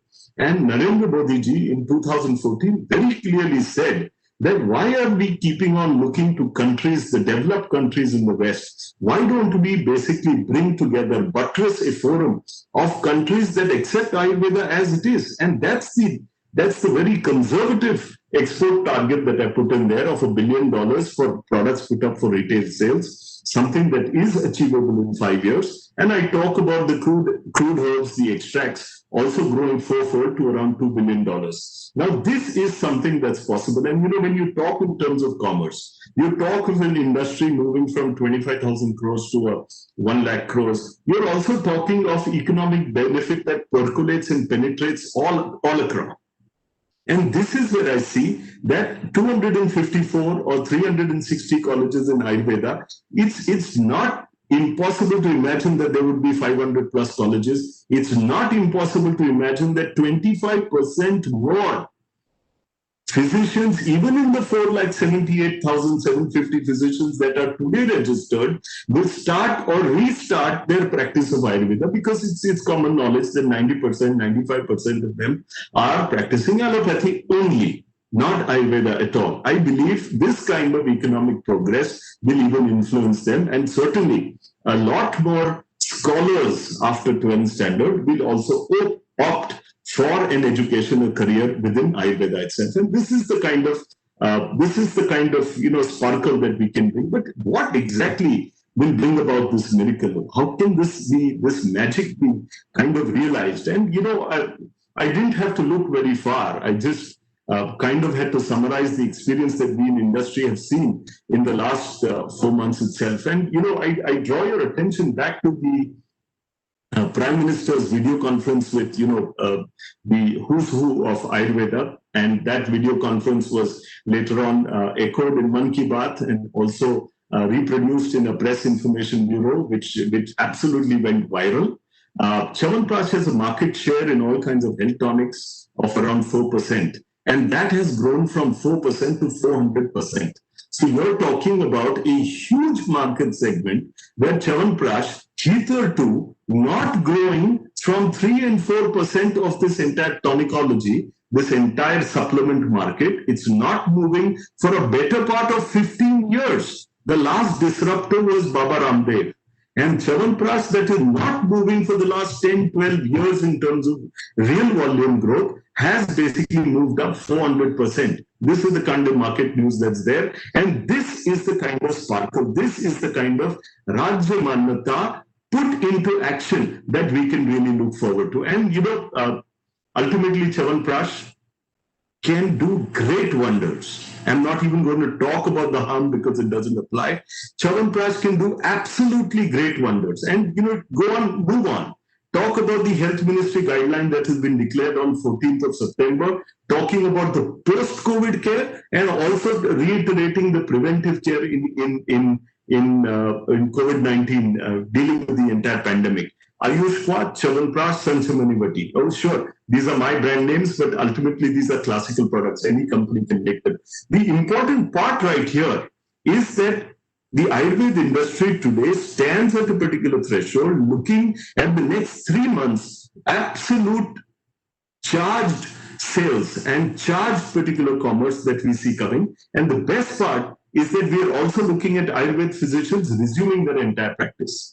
And this is something that's very important. Please understand, for all of industry, August itself would have been a boom month, but the Amla got over.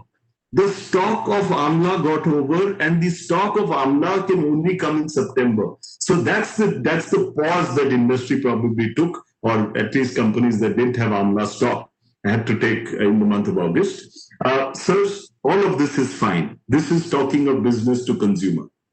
But the future, frankly, lies moving from preventive and promotive and adding and curative particular profile to Ayurveda, and because that's what it is. That's what Dr. Bhashwati spoke about.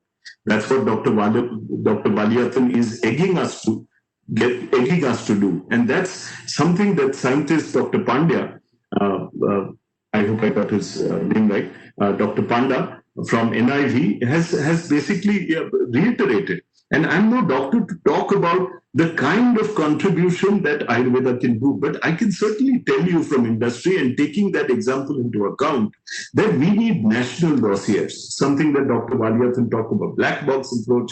Somebody is, I think the other scientist from NIV spoke about the entire dossier approach. I'm talking of a dossier that not only has a drug master file, which deals with the GMPs, the basic quality threshold, absolutely robust, objective methodology to check the quality, standardized quality, but I'm absolutely talking about giving a protocol in the hands of the Ayurvedic physicians that he runs his clinic with, exactly the way modern medicine influences the medical practitioner the world over. You could be educated anywhere, Russia, China, Thailand, the United States, United Kingdom, or even South Africa. Aspect is when a molecule is basically launched, the kind of penetrating effect that the communication science, the manner in which science is communicated to all of them, and suddenly the entire particular fraternity moves into that. I believe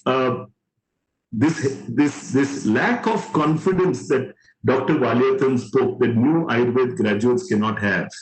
Sir, please understand, a Gurukul is a very long drawn out affair, and your Guru releases you to go and practice in society. Now, 4 years and 1 year of internship may not really give you that amount of familiarity with all the semantics and all the different kind of code of health diagnosis and health delivery that Ayurveda encompasses. And I believe these protocols will start the young scholar on his 2 feet, really practicing Ayurveda. There is great amount of hope when we talk in terms of sports medicine, hitherto not tapped adequately, or geriatric medicine, which is in 10 years you're going to be facing this problem in this country anyways. And all of this kind of growth plans that we talk about. Madam Nirmala Sitharaman was kind enough to allocate 4,000 crores for the backward integration or cultivation of medicinal plants. This particular project has to work. We don't have a choice. This 4,000 crores cannot get squandered. This 4,000 crores have to be dovetailed for absolutely quality raw material to come, because remember what I said, the industry did not have amla for Chyawanprash in the month of August. Some of them did not have amla from the month of June. Now, this particular experiment, this boost of 4,000 crores is a lifeline for Ayurveda, vital lifeline for Ayurveda. Our survival depends on that. And this is something that we must ensure. I don't know how many stakeholders will have to put their heads together, but all my colleagues in industry that are listening, it's not about what Ministry of Ayush does and does not do, not about what NMPB conceives and not conceives. This experiment has to succeed. And this is something that, it's kind of a pivot. It's a kind of a bisection, this way or that way. And, maybe I won't get another chance with such kind of a huge money and fund coming from the government. So this is where the stakes are really high. And, everything that I spoke about, natural dossiers, I'll just take 2 minutes more, sir. Everything that I spoke about natural dossiers, everything that I spoke about, a slight nudge or Raja Manyata that I talked about, this is something that the Secretary Ayush himself, this has come out today in PharmaBiz, yesterday in PharmaBiz, where he talks about, acknowledges the growth of the Ayurvedic industry in the last 4 months to be 50 or 90%. So, friends, this is where I end. Thank you for this opportunity to address you. I hope the network communicated everything I had to say, and I believe that India deserves the gift of Ayurveda to itself first before we offer it the world over. Thank you very much. Mr. Puranik, that was a fantastic insight into the opportunity. And I think it leads us towards a conclusion because the time is right. People are worried about COVID. People want to go back to nature. There is a very strong desire. And Ayurveda is the only codified science with texts going back to our rishis. And it is so fantastic the way they have been structured. And it is probably at least 5,000 to 10,000 years old. I think for us together, we have an alternative, not alternative, we have a mainstream alternative than what we are doing today in wellness, which is Ayurveda, and it is affordable, unlike in medical science. And we have a great confluence of factors, all of which come together. The real question is, how? I'll give you an example. If you look at Indian scientists around the world, they are the brightest in the major universities in science. The head of US Pharmacopoeia until recently, was an Indian gentleman. There are universities, whether it is Stanford or whether it is MIT, with Indian scientists, and our own IITs and BHU and other places, great places. We are at an opportunity right now where we have Indian management blazing a trail across, from Microsoft to Google to SoftBank to, they're running the world. We have the managerial talent. And we have the money. If you look at the money abroad and the money in India, one of the wealthiest people in the world is an Indian. On top of that, India, Silicon Valley, if you go to, there are probably 100 or 50 billionaires of Indian origin, and maybe a lakh of people who have 100 million and above. And then finally, we have a digital revolution, which is heralded by an Indian brain, though we are not controlling the output on terms of the brand name. And I'll explain that.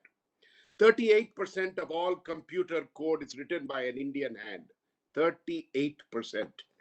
Yet, not a single intellectual property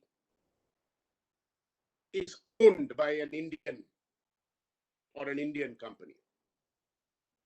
The Google, the Microsoft, the Intel, all of them were built on Indian brains.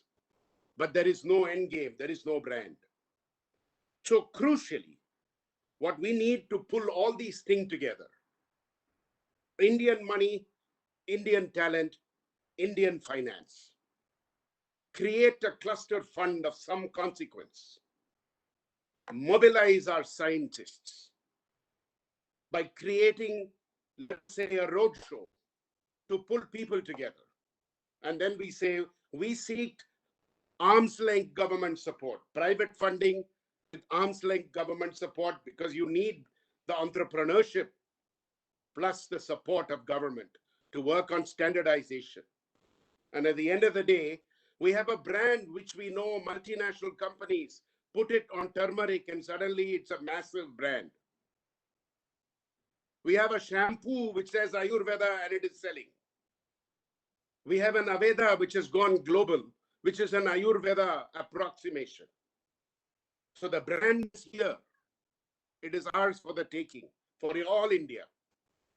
So in simple words, it is to me 4 mantras inspired by Ayurveda, powered by science, propelled by education and knowledge dissemination, and fueled by a digital revolution.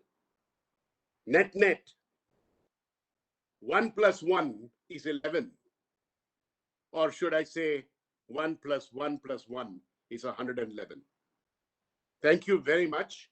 It has been a pleasure to have such a distinguished panel.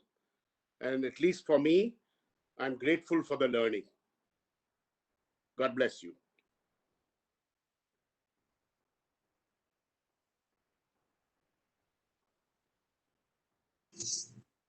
Thank you to all. I'm sorry, Dr. Panda, I got your name wrong. My apologies. No. Thank you, sir. Thank you, Nice sir. to you. Thank you very much. Yes, sir. Pleasure. Enjoyed myself. Thank you, sir. And Ramesh ji, special thank to you. Yes, I think so. Yeah, you have Yes. been extraordinary brilliant, like typical IIT. Sir, I'm learning from you. Thank you so much. No, sir. God bless. Thank you. God bless. Bye. Devdas Nambaripat. Dr. VG Devdas, unmute ചെയ്യണം sir, unmute ചെയ്യണം. Sir, unmute ചെയ്യൂ. Devdas Nambaripat.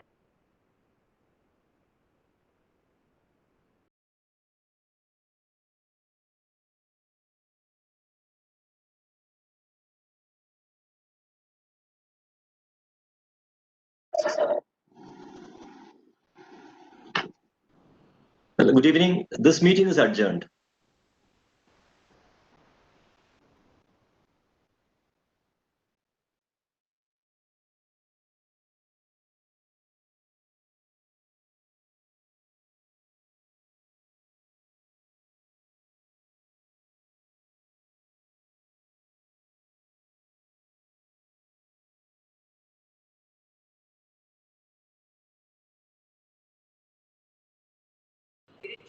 Ayurveda promotion activities at the end of 26.